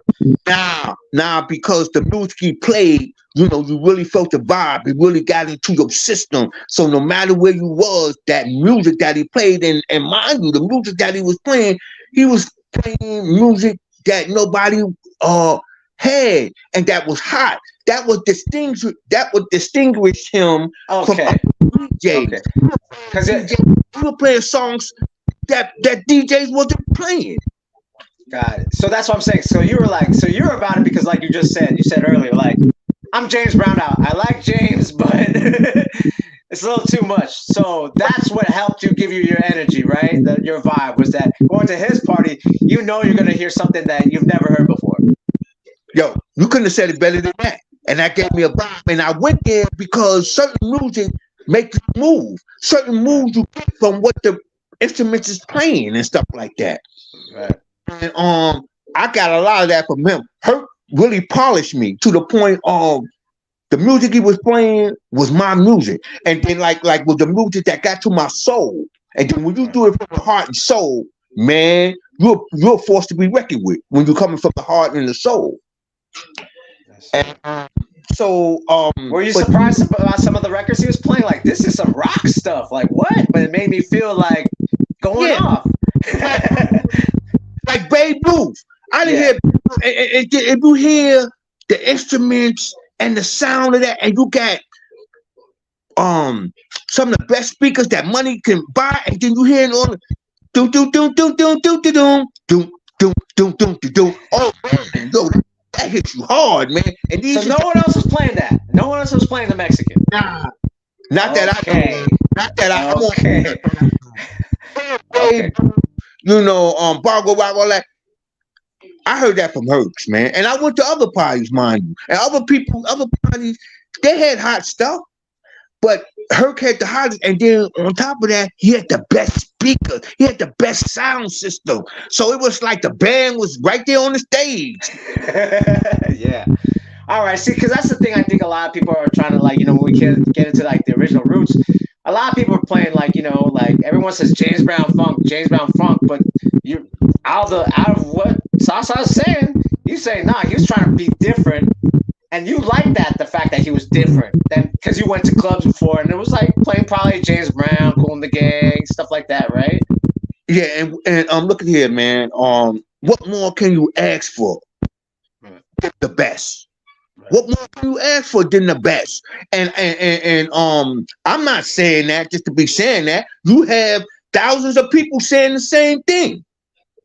I'm just here to verify that, yeah, he played some of the hottest music, and then he just put it together what he heard from everybody. Like, for instance, who was playing that type of music really from the beginning, but it seemed like he went a little further than him, was Flowers. A guy named DJ Flowers was playing music like that. Even John Brown was playing music like that. But you know, when you're a student and then you become your own, now you start adding some things of your own from what you learn. Now you implementing your style from the style that you learn. Right. And that's where it goes. And if you don't try to add more to your arsenal and become better than what you learn, then to me it's all for nothing. Once you learn certain moves and you really into it, you're gonna start adding your own thing so you could own it. Like at the end of the day, you know, people say, yo, this is what such and such do. And then when they imitate you, they'll do something that you did. That's when you know you come in your own. Because if you doing something that somebody already did, they can't imitate you. They're imitating the other guy. Right. That they learn from, the other person that they learn from. But now, if you implement your own move, now they're going to start saying, this is what such and such do. Now you done came into your own. And that's what it's about. Once you learn certain things, then you're supposed to come into your own. Right. Would you say, so you said this, and would you say, you could confirm this, would you say that like Herc was looking at y'all and going, okay, if I drop this, I'm going to play this next week, and if he never played it before? Was you guys the testers of like certain songs that he was going to play? Like, you know, to keep on his playlist? I wouldn't know that because he didn't tell me that. But I know Herc was an admirer of breakers because he wanted to be one. Got it. Got it. He wanted to be, yeah, but then again, he used to try to break. He tried to break. You know what I mean? He tried to break, but he was so big that the kind of got it. Got he it. was so big, man. You know, imagine all that. You 6 feet something, man. You know. Yeah. So would you say that it's like, is it safe to say that like because he wanted to break, he was like, well, I'm gonna find the records that's gonna make me feel that way, so that's gonna make the dancers feel that way. Yeah, he's gonna really give it up and you know, and really put emphasis on the B-boy because that's what he wanted to be. Okay. You know what I'm saying? So that's why he put so much emphasis on it. Right. Because that's what he wanted to be, and he seen cats breaking at John Brown's. But he wasn't playing those records though, right? John Brown wasn't playing those records though, right? Similar. Okay. Meaning hot. They be hot. Right. And look at here, man. You know, while we is here and we on air, you know, Herc have called me and told me if it wasn't for us, it wouldn't have been no him. But he would never get on anything and say that. That what got to me. You know? Well, he said it here. You're saying it. Awards and all that. I like, damn. I didn't tell him this. I like, he had all the time in the world to say that. But what, you want to keep it a secret? So. It sounds like he got a lot of his playlists from y'all. Like yeah. The dancers. You know, because he was so close to y'all. You know what I mean? He found out what y'all wanted, what y'all liked, and he catered to y'all. What moved us? Mm-hmm. What motivated us? That's what, because for the simple reason, we was the entertainers, so it was where that there was certain, like, actually, we had our own little crowd. There were certain people that came to see us, besides you. And that's why he put so emphasis in that, because we draw more people to his party. So I'm just saying, and that aspect, he was smart. Mm-hmm. He knew that the crowd makes a party, so he wanted as much crowd to be there, to pour as much crowd as he can, and that's where he was smart. And so, even though he had the music was phenomenal. He had entertainment, and on top of it, him putting so much emphasis on it, it became the mecca of the dance. Right. And that's where he was smart at. So it wasn't a thing where it's like Kool Herc. It wasn't Kool Herc. I want to do this, because I'm Kool Herc. I'm gonna do something. It's more like I'm gonna do I want to do what y'all want to do because y'all are the life of the party. That was his strategy. That was his strategy, and then also observing the music that we like. You understand? The music that we like, for the simple reason he had taste in him, but not real taste, but he started getting better because like he was from Jamaica. So he didn't straight off the bat knew about this American music that was playing. Yeah. So he got better again, and then he started seeing what breakers like and everything like that when he was going to the parties, and then when he went to the church party, he started doing his homework on what they like and what's going to pull the crowd. Because he seen John Brown and the guys breaking there, people coming in, and he see how much it drew attention and stuff like that. So he put it together and he was successful. So he did his homework, and to become who he was. He did his homework, and he got real deep into speakers, knowing the equipment and everything, the sound and everything. This man did his homework, man. He was not playing. He was not. Now, when you talk about John Brown, right, and the tunnel, right, this tunnel club that they went to, the black spaces to hang out at and stuff like that, right? All type of people. Yeah. So, from all parts of life. You say like it was breaking, like this was back before Kool Herc started DJing. What they was calling burning most of the time. Okay. It wasn't when you say it was breaking at John Brown's, club or whatever. I mean burning, but you can't be perfect. But you kind of know what I mean. It was burning. I know what you mean. But I just want to clarify. Yeah, for everyone, because like that's the big talk, right? That's like just to clarify, they were burning and they were challenging each other and doing their diss moves, but they wasn't doing like B-boy footwork on the ground, 90% on the ground breaking back in the 70s. Yeah, but they were doing floor moves. But not as much as time went on. Not as much because a lot of people doing the James Brown. James Brown used to do the helicopter and stuff like that, which a lot of time they show you James Brown, they don't really show you him in his prime. But like his prime, he was for. So people used to do the James Brown a lot. And the James Brown consisted of floor moves. But not as much as they start doing it when we start breaking and becoming B-boy. Not as much as that. But yeah, they do it. Okay. That makes sense. So you guys were more of the guys that started taking more and more and more. Would you say you were? Yeah. Right, start more. But even back then, they had the drop that you showed me. Okay.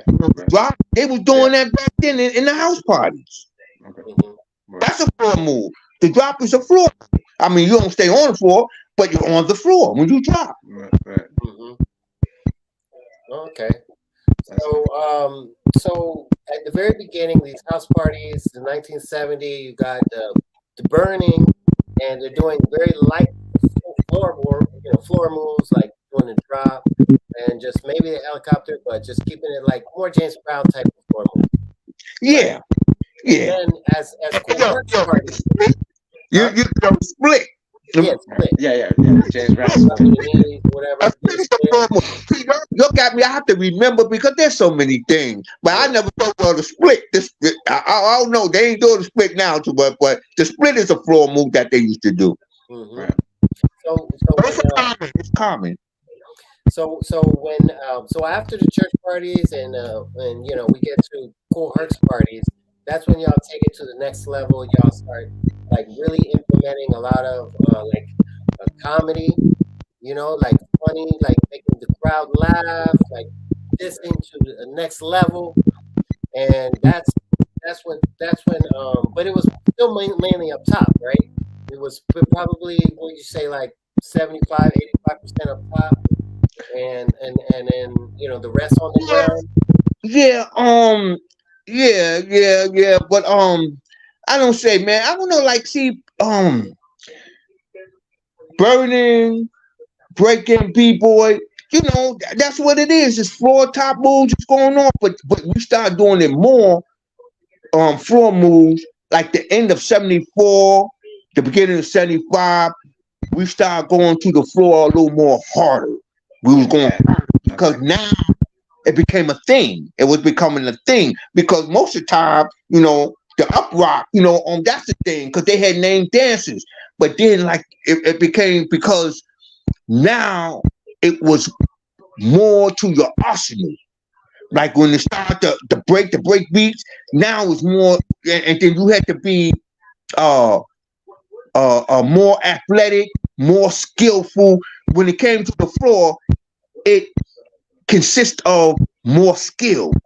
So it was like why, you know, we start going to the floor hard, but always hit the floor, but start coming up with like phenomenal things. Right. This is where you would see like Charlie Rock, DXT. Like, would you start seeing like Melly Mel and them like at this time when you guys start going harder on the floor? That's when it was that's when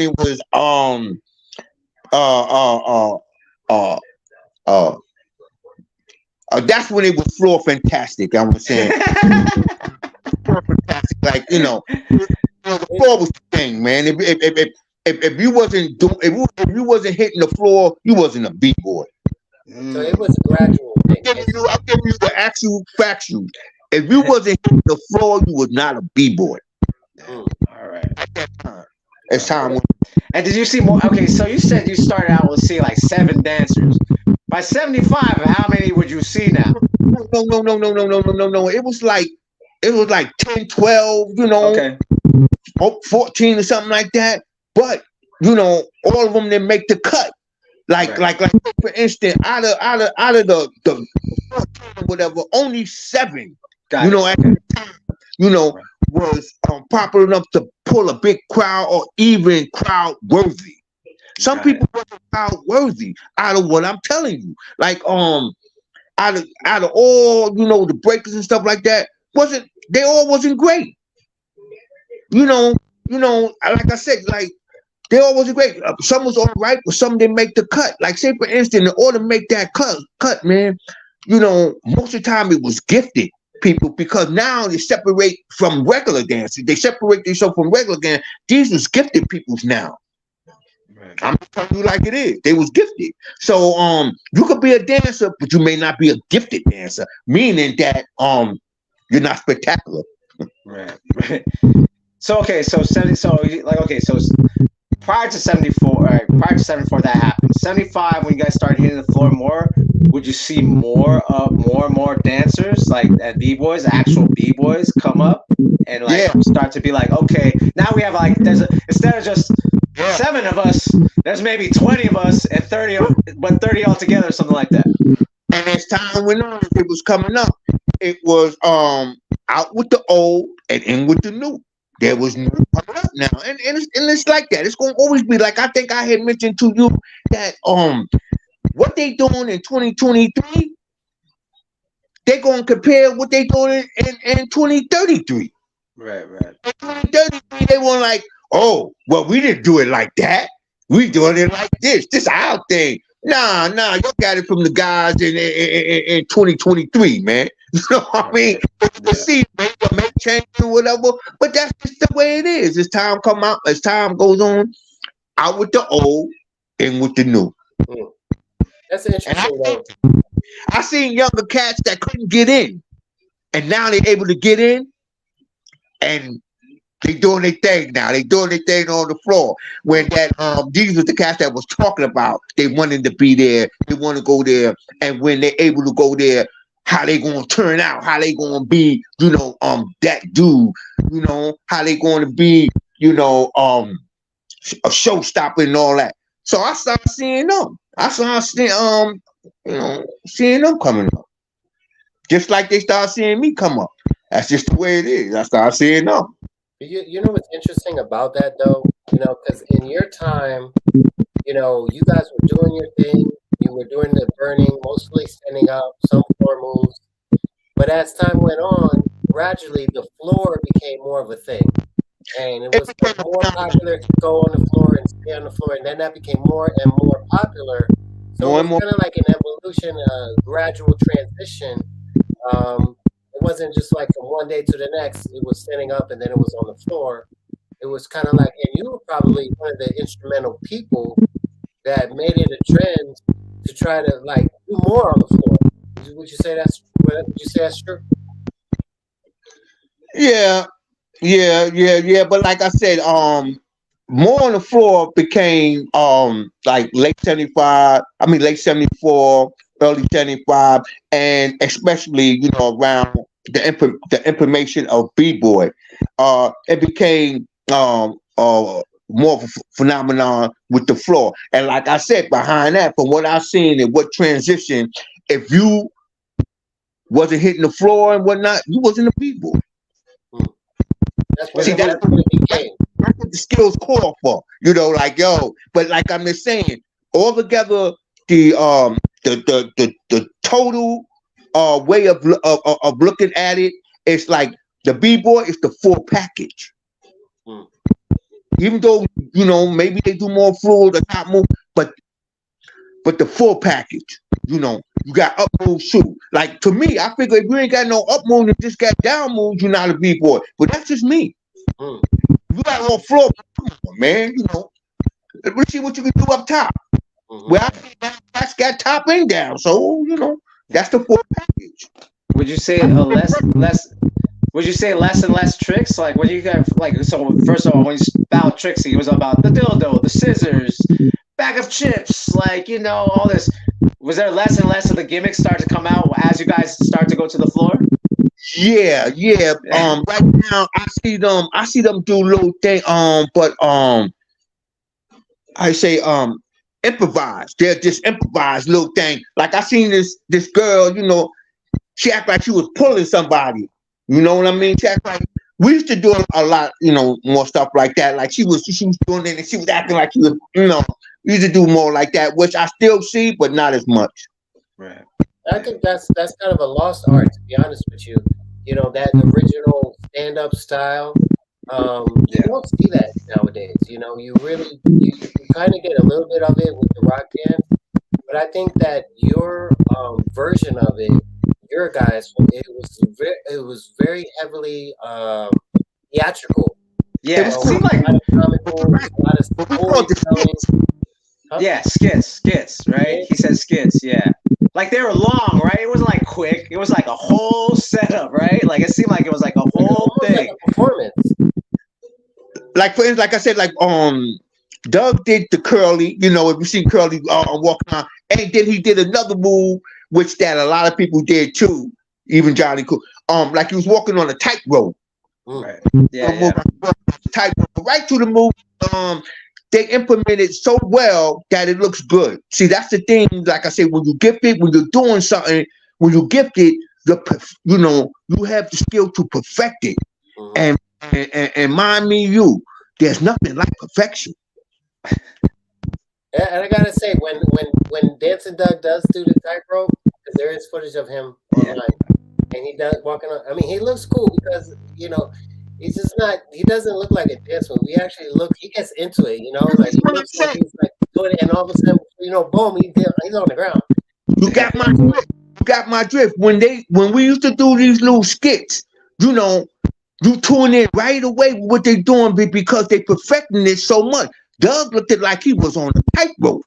He looked it like that's what you're trying to do. You're trying to make it look like exactly what it is, and that's what he did. Like another girl had this little skit that I admired, where that her name was Mother Earth, where she be getting down, and when she feels she got you, she start acting like she's digging a 6-foot grave. She would act like she be digging a 6-foot grave, and she put you in it. She act like she put you in it, and she start covering it back up with her feet. She started covering it back up all to the music, and it was a beautiful skit because you knew what she was doing. Because you seen her. Okay, now you knew she was digging something, but then when she take you in, when she act like she take you in, throwing you in there and start covering it up, you knew right away it was the grave. That meaning that you was finished. That what she meant. Like it's over. It's over. Done. You getting buried is where she was coming from. There's a little bit of Doug right here. Here we go. Yeah, there's the tightrope. He looks like he's on. You know what I'm saying? He does it good. He does the tightrope good. I mean, he really believe me, you. That's old Doug. And then I got a video of me dancing, right? And it was where that I don't hit the floor. I hope people don't misinterpret the fact that I didn't hit the floor, but I'm too old to do those moves that I did before. Yo, I would break something. I would break something right now if I try to do the move, man. You know, I would have to go to the hospital after I finish. You know what I mean? I'd be so. But I don't want nobody to misinterpret the fact that, you know, I didn't hit the floor when they see me because I'm just up rocking. You know what I mean? But why I'm doing that? Because I'm too old to do those floor moves that I did, man. Yeah. Right. And you huh? I said I was double jointed. I'll break something right now. Like those double joints don't work no more. Double joints don't work no more, man. So can you talk a little bit about that? Like, you know, talk about the fact that you were double jointed, right? And so, what moves did you create from being double jointed? Like, how did that exactly help you? And what were your moves? Like to go backwards, right? Hit the floor backwards, right? And then go frontwards and like a roll? Together, huh? You mean like a roll back? I go frontwards, then I go backwards, right? But while I'm going frontwards and backwards, my leg is always tucked under me. So when I hit the floor backwards with my hand, I'll spin up. Now, in order to go frontwards and bend all the way back with your feet cross underneath you, that's another way of being double jointed. You know what I mean? Because say I'm on my back, but my feet is under me. I hope you understand. I'm on the back, but my feet is under me, twisted. The reason it's twisted under me for I can spin up. Okay. It's in the way where I can spin up. I have in the way where I could just spin. So it's under me, right? And then also I used to always go down on the floor. You know, like with both legs down on the floor. Yeah, I wish I could show you. Like there was a dude that was dancing. He would be all the way down on the floor like he driving. There was a move a dude did. I would be all the way down on the floor where my butt is hitting the floor, but my legs is spreaded, and I pull myself up. I pull myself up like this, right? So I was double jointed, and then I would do a move and curl up like a pretzel. I'll do a move, curl up I'll be like a pretzel, real twisted, and then I'll spin up. Now, in order to do that pretzel move, you had to be double jointed. I wish I could, but it was like a pretzel. I'll be twisted up like a pretzel, and then I'll spin out of it. So you're flexible, in other words. Yeah, and then again, if I was double jointed, the pretzel move, I would have broke something. And anybody that tried that, you know, unless they were double jointed, because it's a double jointed move. Like say, some people could put their feet over their head, right? Or put their feet, and I was one of them dudes. I was one of them people, so that I could put my feet over my head. And if you wasn't double jointed and you tried that, you're gonna be in some trouble. Okay. Like, even if you're double, try putting your leg over your head. Oh yeah, no, I can't do that. I'm trying. Yeah, but I can't do it. It doesn't mean I'm gonna get it right now. But so you're able to do that back then? Yeah. Okay, so things are starting to come together in my mind a little bit. Now that you say you're able to do that. I give you a damn example of a person who's double jointed. That's just an example. And that was me. I can see. I can start seeing how that was an influence on everyone. Trying to do things. Might not be able to do it like you, but trying to they got ideas from you. Because you bent up. You over there bent up. And then it's like, how he gonna spin out of that? Right. Out there, because even though I was twisting everything, I was double jointed, I still had muscles. My muscles were still good to spin out of that because of the muscles still in it, you know. Right. I wasn't a weak where I couldn't jump up. So, you know, I was gifted with that to be able to do stuff like that, you know. Let me ask you a question. It wasn't like regular stuff. Themselves. And then, you know, at that time, when the crowd and everything choose you are the one, most of the times you are the one. Like when it comes down to you being the people's choice, you can be anybody or you can buy people, you can be everything. But generally, when you are the people's one, when you are the people's choice in that field, you are the chosen one. So, okay, so let's talk about that, right?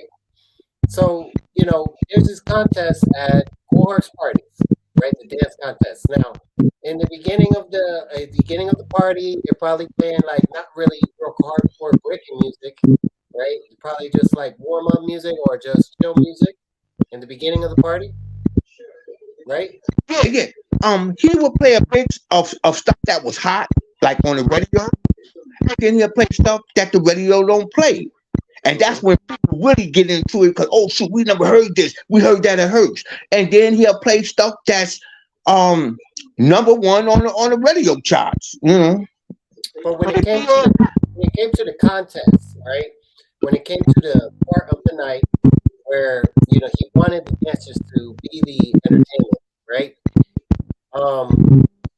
You know, how would that happen? How would that go down? Would he announce on the mic, "Oh, we're gonna have a b-boy battle. We're gonna have a dance battle," or would he just throw the records on and y'all knew what time it was, or how did that go down? When it was a big battle, right? And you know, you had a name, you was on a structure, like let's say like you and Trixie, for example. like when there's cats like us, everything stops. And he start pronouncing like, yo, this is Sasa, blah blah blah. This is Trixie, about to get it on. Let's get it on, and then he play, and then we go at it. Like when it's the bigger names of the breakdance, you know, the party stops, and everybody got around and we got. But like if you, like say for instance, if you a big name and then somebody who they ain't seen before, you know, jump into the guy's circle who's well known, you know, he wouldn't much. He'll shout it out who dancing, but he wouldn't stop the party because they don't even know the dude who jumped in, who he's dancing with. You know, it just happened in them post that person decided to dance. He's trying to get a name now. You know what I mean? Or he can dance and the other guy decided to challenge him. Well, he's trying to get a name and he's dancing against somebody who got a name. If they don't know that guy, they ain't stopping the music and all that for him. You know, it's just another little battle going on. And it was weird that sometimes it would come down, but not a lot, to two battles. You know, like this person got a crowd and that guy and another person got a crowd. But that don't happen too many times because sometimes it's weird that someone dancing and they hardly know, ain't nobody circling around them. Ain't nobody circling. Oh, they was looking at him. Say they was looking at him, right? Say they was looking at him, and somebody with a name started dancing. They'll leave that person who they don't know and go right over and crowd around the person because Herc will yell them out. James Bond is getting down doing this thing. So if they was looking at some person who just trying to get a name or coming up or just, you know, they don't know, they're gonna leave that person right away and just start crowding around the person who they know is the name dancer. So you saying like, let's say like for example, Executive Playhouse or I'm sorry, Twilight Zone, right? Let's say for example the Twilight Zone, right? He starts playing Just Begun or Give It Up, Turn Loose, right? Yeah. And he starts playing that b-boy music. Now you got 20 b-boys in the building, right? Now do all the b-boys dancing all at the same time, or all 20 getting down? Or how does that work? Not all at the same time, but most of the time they doing their thing because they trying to get a crowd. They trying to come up. you know, but they all don't dance because some of them, you know, it's certain music gets got certain dancers off. And some don't dance until they hear they record. So it could be a different atmosphere to the point where sometimes a person don't hear the music like they ain't dancing. So I think that was impossible for all of them to be dancing at the same time because not all of them dance to the same music. Okay, so even in the b-boy circle, you know, or the b-boy community, the group of guys that burned, you guys had different songs that you danced to and different songs that other guys danced to that you didn't dance to, and like that. It wasn't just like everybody dances b-boy tracks. It's like everybody had their own songs that they liked, and that's when they went out. And then some danced to the same thing. Some was known breaking music as like Jimmy Castor, James Brown, you know, they was known for people breakdancing to their music. So that was the regular break moves that they would play, like Jim James Brown and a few others at the time. I can't recall a few others, you know, that, but I'm just giving you an example. But you know, some music is just a padding for breakers. And James Brown was definitely one of them. So when he would play the music, right, the b-boy music, let's say three of the dancers, the burners, started getting like circles around them, right?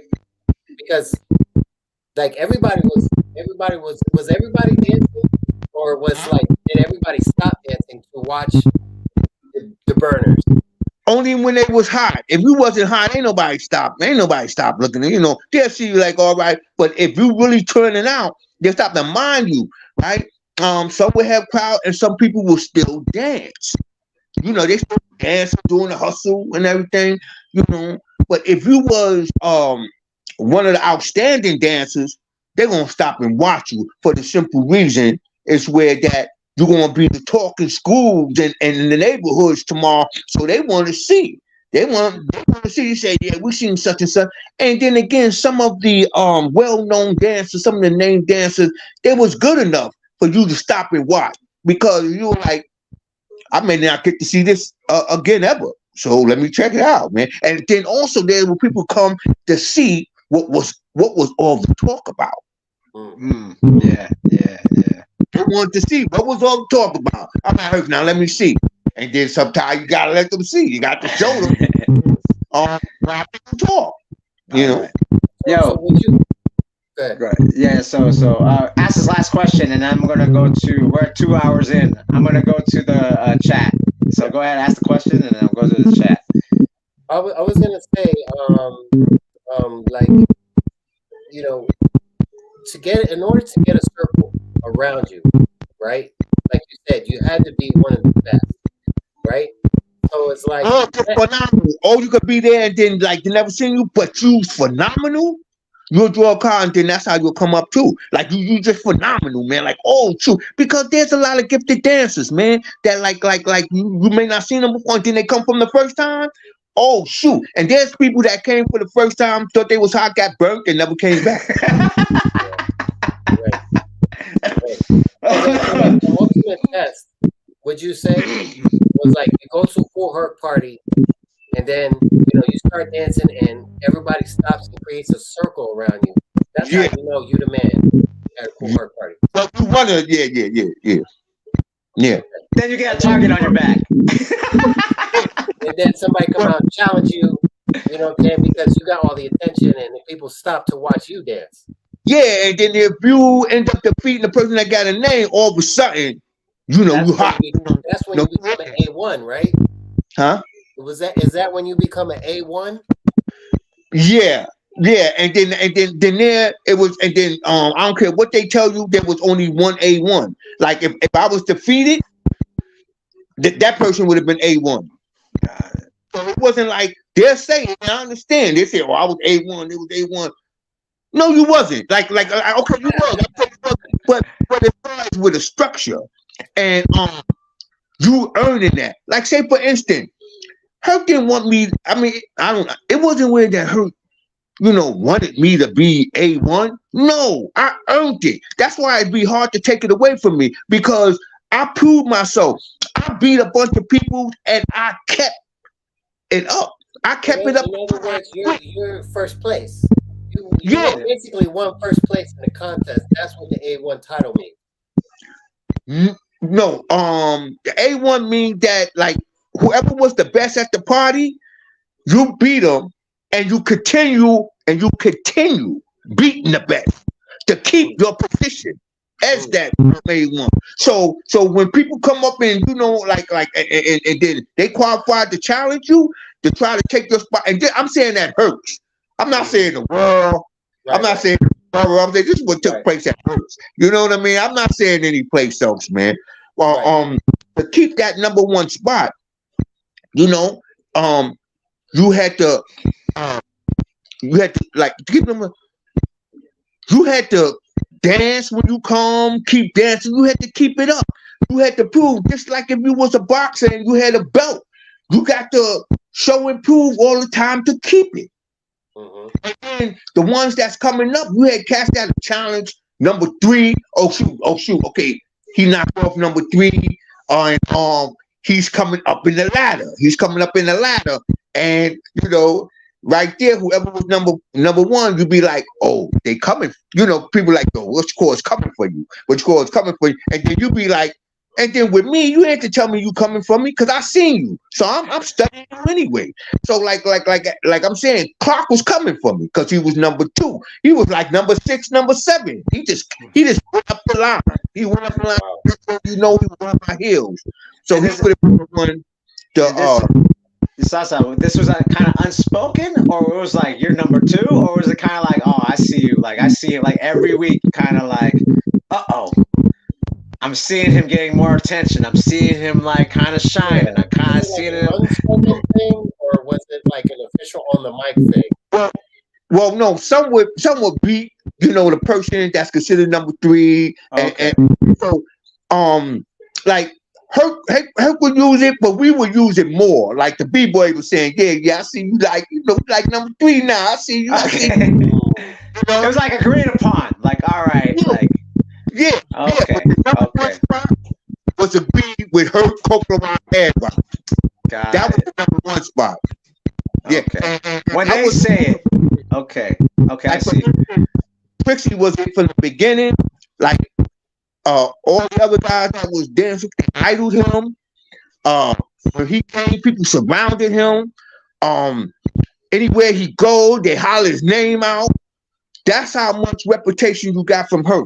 Like, say for instance, I was in junior, because I was like damn near the youngest one there. When I was in junior high school, right, I got promoted, and then when I graduated to high school, right, which was Taft High School in the Bronx, when I went over there, like, how you got to adjust and you got to fit in when you go to new schools. When I went to the school just for being Sasa, they all knew me. I had people at the work go Sasa, they go Sasa. So that's how much exposure. That's how big the reputation got. So when I went to high school, I ain't had to be like, oh, I got to fit in with these new guys, whatever. Soon I got there, soon I'm walking through the halls and everything, they go Sasa, So with that, I fitted in right away. I didn't have to try to fit in with whatever. Everybody had my back, and it was just a sensational feeling. So Trixie was the first. He was the first. He was the first number 1, and then after Trixie, was it you? It was me. Okay, so you took Trixie out, and then what about after you? Was it? Would you say Clark? Nobody. I retired. I retired undefeated, and to the point where after a while, when I would dance, ain't nobody jump in. Everybody was hesitant to jump in. So a lot of times I would be just dance solo just to keep my spot and just to let them know I still got it. So like Bobo, and if there was any challenges, and if there was any challenges, they could jump right in. Be my guest. You could jump right in. But me myself, I never challenged nobody that I have to, and that was Trixie's mistake for challenging me to the point where if he didn't challenge me, maybe he would have retired number 1. But I wasn't after people. So it was weird that I wasn't going to try to go after. If I seen you coming up, I feel I got what you want. Why I need to go after you? And see, that's the way I looked at Trixie. But Trixie was so big headed to the point where you got what I want. I need to come after you. You understand what I'm saying? I got what you want. I ain't coming after you. You supposed to come after me. Right. So that's why. So I didn't really, people didn't jump in. People just gave me my respect, my credit, and everything like that. And I retired undefeated. And because the reason I stopped because I need money. Yeah. So would you say at that point, and then I'm going to get to the chat, would you say at that point everyone was kind of battling each other and kind of like leaving you alone?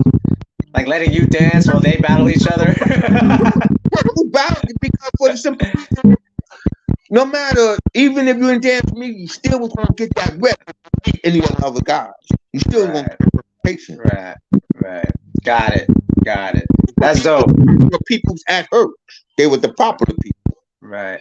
Okay, now I can see how the pecking order happened. It was like not spoken until Herc and them saw it, and then it was like, all right, this guy's rocking the whole party, A, B, and C. And that's when you was qualified to be shouted out. Once your name was shouted out and all the people's at it, now they know you and you become a celebrity. And people was fighting for that, man. To be celebrized. I have to admit, when Herc came twice to San Francisco, he shouted my name on the mic twice. So I was like, all right, I'm done. That was the joy. Once you hear your name, you felt like somebody. You know? Hell yeah. 40 years later, still felt like somebody. Not in the Bronx, but still. But can I tell you something? It's the thing when you shout it out at certain concerts, events, or whatever, you won't feel that way, man. You won't feel that way besides hurts, Yes, for sure. All right. Jay shout me out, and it felt good and it wasn't hurt. Yeah. Oh yeah. All right, we're gonna go to the chat real quick. I've been making them wait for about past hour, so we're gonna start with K1. K1 says just checked in to listen. All right, my man K1. We have Feel the Beat from Texas. They're tuning in. Pluto says, "What's up, K?" K says, "What's up to Pluto?" Okay, the booster says, "Yo, chatting with track 2, send him the link." And he asked this is for you, Sasa. He said, when you get a chance, my question to A1 B-boy Sasa is where was he from? Where is he born? And where are his parents from? That's one question. Okay, my parents is from North Carolina. And I actually been born in Manhattan. Oh, word. Oh, shoot. Okay. All right. Crazy. All right. Josh says Trixie was going dumb, which is like when you talk about the shake, it's like the Bay Area dance. It's similar to a shake because we call it going dumb. And he says shake them dreads. Pluto says the twins told one of Herc's rivals his playlist when they weren't getting along for a bit. Okay. Interesting. Cook said it was there. Okay, Matt asks, there any Italians in the BX around that time that might have tried to approach rocking or b-boying or breaking at the time when you was there, Sasa? Well, I know they were, but they didn't come to Herc's. They didn't come to Herc, man. Herc was the Mecca, but like they could have. I wouldn't have doubted because it was where that, there's people that just like to dance, they just like to dance, man, and they good at it. Just because they wasn't at Herc's don't mean they wasn't good, Come on. Yeah, but Herc's is where you got famous though. Got it. You had a full arsenal, and you was able to get down. Herc was the place to get down and get recognized. Got it. Really recognized. Okay. Hell yeah. If you're going to junior high, go ahead. I'm feeling super inspired by all these stories and the way that, Sasa, you're describing these moves and stuff. Yeah. I'm thinking already too, like. how special it was, it became all over the world. Right. You understand? We knew it was special, but we didn't think it was gonna get this big. But like I'm saying, how special it was, right? You know, it became all over the world. And then what's so crazy, after the years of hearing certain underground music Herc was playing, and after they recognized and everything, now I'm hearing the radio play the stuff Herc used to play. Right. And I never heard them, and I knew it was from Herc. There was a guy named Mr. Magic. He would be like, he stopped playing Herc music. Right. Yeah. Oh yeah. All right. So that's how special it was. We knew it was special, but we didn't think it was gonna get as big.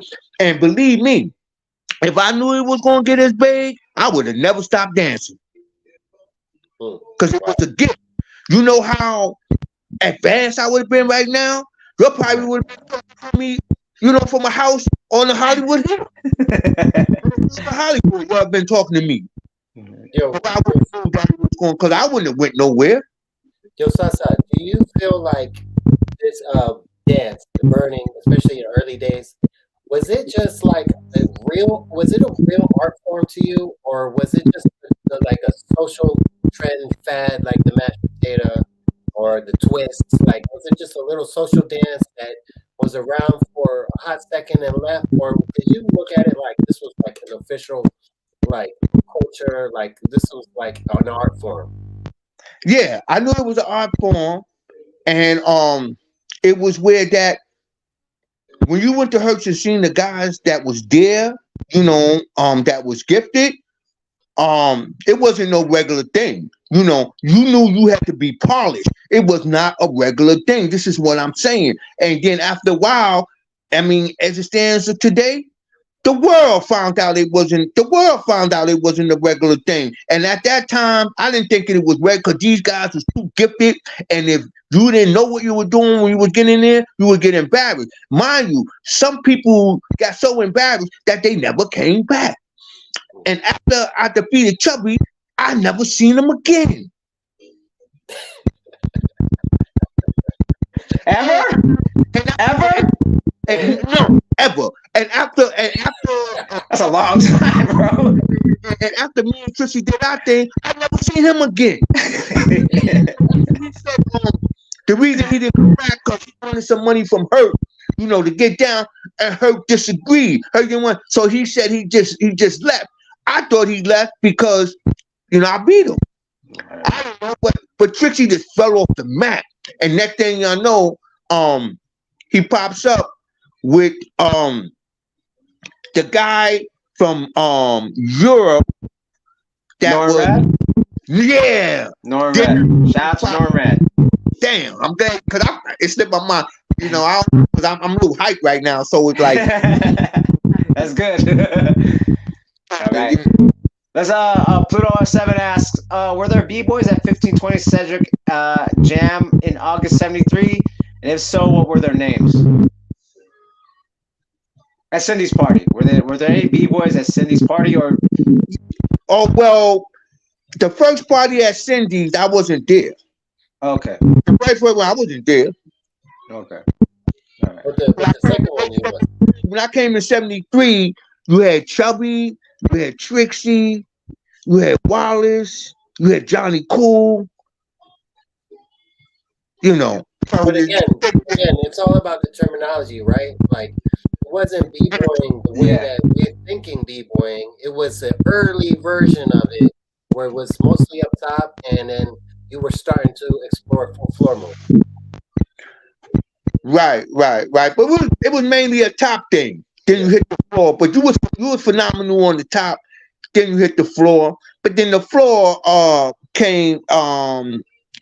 There was more emphasis putting on the floor. Like I told you, around the B-boy time, late 74 to early 75. Yeah. All right. They started putting more emphasis and being more creative and everything. You had to be more skillful too when you hit the floor because, you know, it consists of more physicalness. Right. Yeah. You know what I mean? Yeah. Like right now, I can't do it because more physical, but I can do top rock. Yeah. Why? Because it ain't as physical as floor. Right. Speaking of that, real quick, what were some of the moves as far as top rock goes? What was some of the moves like? What was some of the steps like? Like what was the heavy influence like? Was it very original, or you guys were taken from different dances? Well, sometimes there'd be a popular dance. Okay. You know, they style out with the popular dance, and they would implement, you know, their own little thing. You know, that's how it came out of North, because like they at one time there always been a stylish dance back in the day. Every summer, or even when it was most summer, there was a new popular dance, right? And so you have that, and then other people would just, you know, kind of like freestyle, you know, but you know, in order, you know, to distinguish yourself, you know, from a regular dancing, you had to have the new dance style down pat. Right. You have it down pat, then you can start advancing, you know, because now, you know, you got the skill. Okay. But besides the robot, what was like the dance? Hey, yo, man. See, yeah, you take me to it. You had the click clack. The click clack. What's the click clack? I heard about that one. What's the click clack? Like he did like this. It was with your feet though. If it was your click clack, we had the bump. Okay, yeah, the bump, yeah. I think we all know the bump. Yeah. What about like come up with some of the things? I'll be honest with you. I ain't ready. I ain't ready. You know, because you're asking me questions that some didn't answer, and that's really cool. Right. You're asking something that they didn't ask me, man. Yeah, that's But crazy. the click clack, the bump. so basically you're saying like the social dances that would come out like, you know, to the songs like, let's say like the Goodfoot, the ABC, you know, these songs come out, then you have dances to them, and then they become like a trend to do these little dances. So y'all would incorporate those little social dances, and then you would take those dances to the next level, like master them. Right. And sometimes we would get dance style, sometimes, not all the time, because it was the East-West thing, from Soul Train. Right. Yeah. Was it click clack and Soul Train? Or was it something y'all did? Yeah, it's in there. Okay. The click clack was national. Everybody did the. Okay, well, I gotta look that up. Hold on, let me look it up right now. What am I talking about? I'm caught up in this interview. My mom used to do the click clack. Huh? She was from New York. My mom. Okay. Yeah, she know the click clack. Yeah, you did. But you didn't hear that in a while, right? Yeah. Click clack. Because that's what we talk about. That's how long ago it was. I only heard my mom talk about it. I never heard anybody else talk about it. It was getting down. We getting down like the click clack. It was a little toy thing, but it became so popular that it became a dance. Yeah. All right. So Cook's asked, you kind of answered this earlier, which was like, we asked about the Bronx and Italians. You said didn't matter if you're good, you're good. And did race matter when who could dance or not back then? Nah, like I said, man, you know, there's phenomenal dance all over, but like if you know, like I said, just because you wasn't that hurt wasn't mean that you was nice or whatever. But if you would have came to hurt, you would have been well known. You would have been well known. Right. Okay, I think that answered that question. Omar asks, can you ask Sasa how the burning style comes from and where does it come from?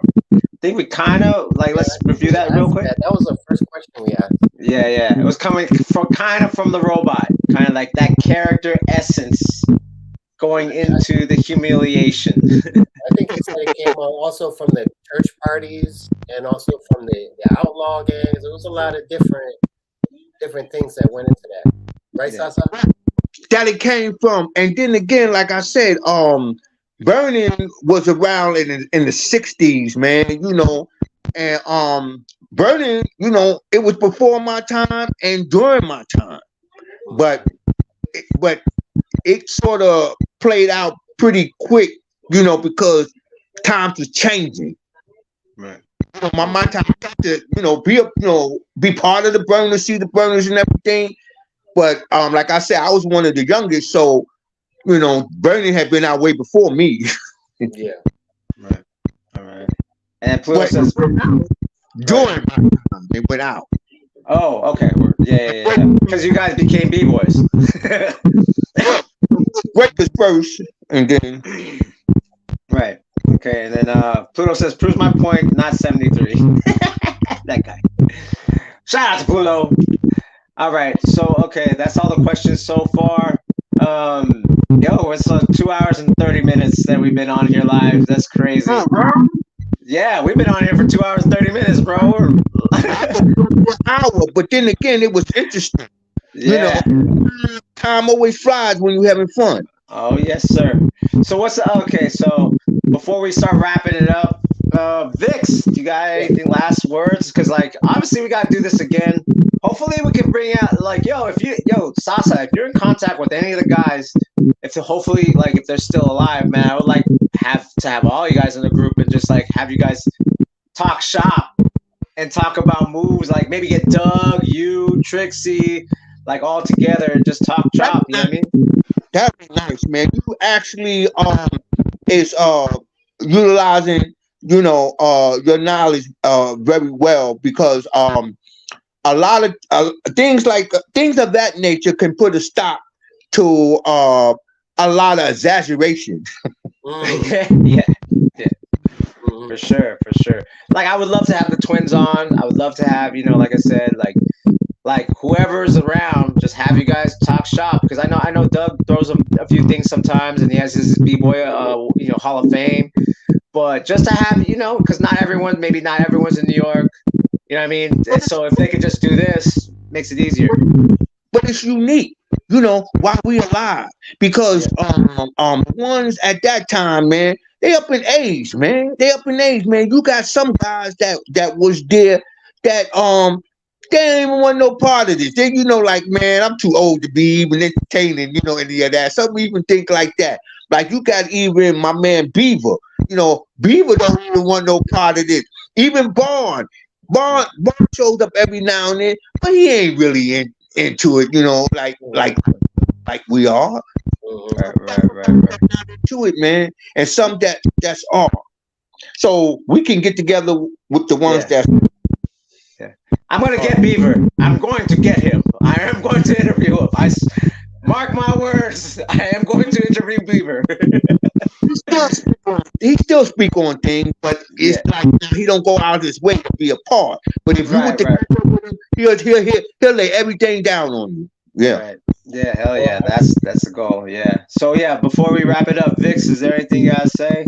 I just want to say, just like y'all was talking about, that a lot of the guys are not just willing to talk about these type of things publicly, and a lot of people's passed away, since then. So that just makes it even more, special for me to have Sasa, to know Sasa. So I just want to, I want to thank Sasa, for being available, for reaching out, to be an open book, to spread your history and your story with us. It really means a lot to us, because we live this dance day in and day out. We've been a part of this culture for, being for decades, right. And we've heard the stories, but we rarely get to see the faces and actually hear from the people who the stories are about. You know what I'm saying? And so I just want to say thank you. Thank you for, being the person that you are, being available, being open, and being humble enough to speak to us and to tell us the truth. Okay? And I like what you're doing, and I'm supporting what you're doing. And the thing is, man, I really appreciate, for the simple reason, when I'm long gone, y'all are one of the people to say, yeah, we talked to him, we met him, for the simple reason, I'm in the history. I'm documented, as the first B-boy and everything. So I say that to say this: when I'm long gone, they're gonna still talk about me, because I'm documented. history, of it. So, and your guys is, some of the people that can carry my name on. Mm-hmm. Yes, sir. Yes, sir. I appreciate. Yeah. Okay. And then Sasa, you had something to say before you were about to wrap it up. We're about to wrap it. You had a little thing you wanted to say. Yeah, my signature lyric. Yes. I'm a phenomenon from the world beyond. Breaking down the pros and cons. Word is born. I'm moving like the dapper dawn. It's the phenomenon. There you go. He was like, yo, I gotta say this before we wrap it up. I'm like, all right, for sure. Signature. There you go. That's what I'm saying. And for me, honestly, man, when we were on backstage and I heard your voice on Vixx's phone, I was like, oh snap! I've seen a lot of interviews of him. This is actually gonna happen. Okay, cool. So I gotta say, I was actually at fanboying a little bit, like, that's him. Like, I already heard it. That song you on, I was like, oh damn, all right, cool, this is happening. But yeah, man, thank you so much for being on, bro. I appreciate y'all, man. Don't get it twisted, man. I appreciate you, man. You know what I mean? Because you are the people that's carrying this thing on, and how can I say, letting people know the inside and the out. There you go. Hell yeah. So you're very much appreciated, man. Cool. So before we wrap it up, you can follow Vixx here on Instagram at Vixx the Vapor. You don't have Instagram, do you? Do you have Instagram, Sasa? No. Oh no, yes? Nah. Okay, Facebook. Facebook. I try to keep it light, man. I don't go nowhere. And then they had to really pull me in and really convince me to be on Facebook, because I didn't want to be on Facebook. Believe it or not, I'm not going to about being exposed and everything. Believe it or not, it may not seem like, but nah, they had to really pull me in for me to get Douglas and all of them, for me to get on Facebook. Okay. Because I really don't like certain things. Like sometimes some people can be cruel on social media. Yeah. And so I don't try to, make it a big thing, man. Yeah. All I want is peace and love, for us all. You understand what I'm saying? And I don't try to get tied up into certain unnecessary childishness. I try not. Right. So Facebook for me is enough. I have Instagram. Somebody told me, but I never get on. I got on to satisfy him. It's someone still on there, but I don't go on there because to me, Facebook is enough, man. I hear. Oh, good. I'm gonna holler at you later. But you can find me on Instagram at PROFO_FLGZ. This has been The Trades with Vixx and A1 B-boy Sasa. See you next week. I'm gonna have a live show with Focus. We're gonna do the knowledge drop. Peace. And see you guys later. Peace. All right, y'all. Peace, big. Stay on.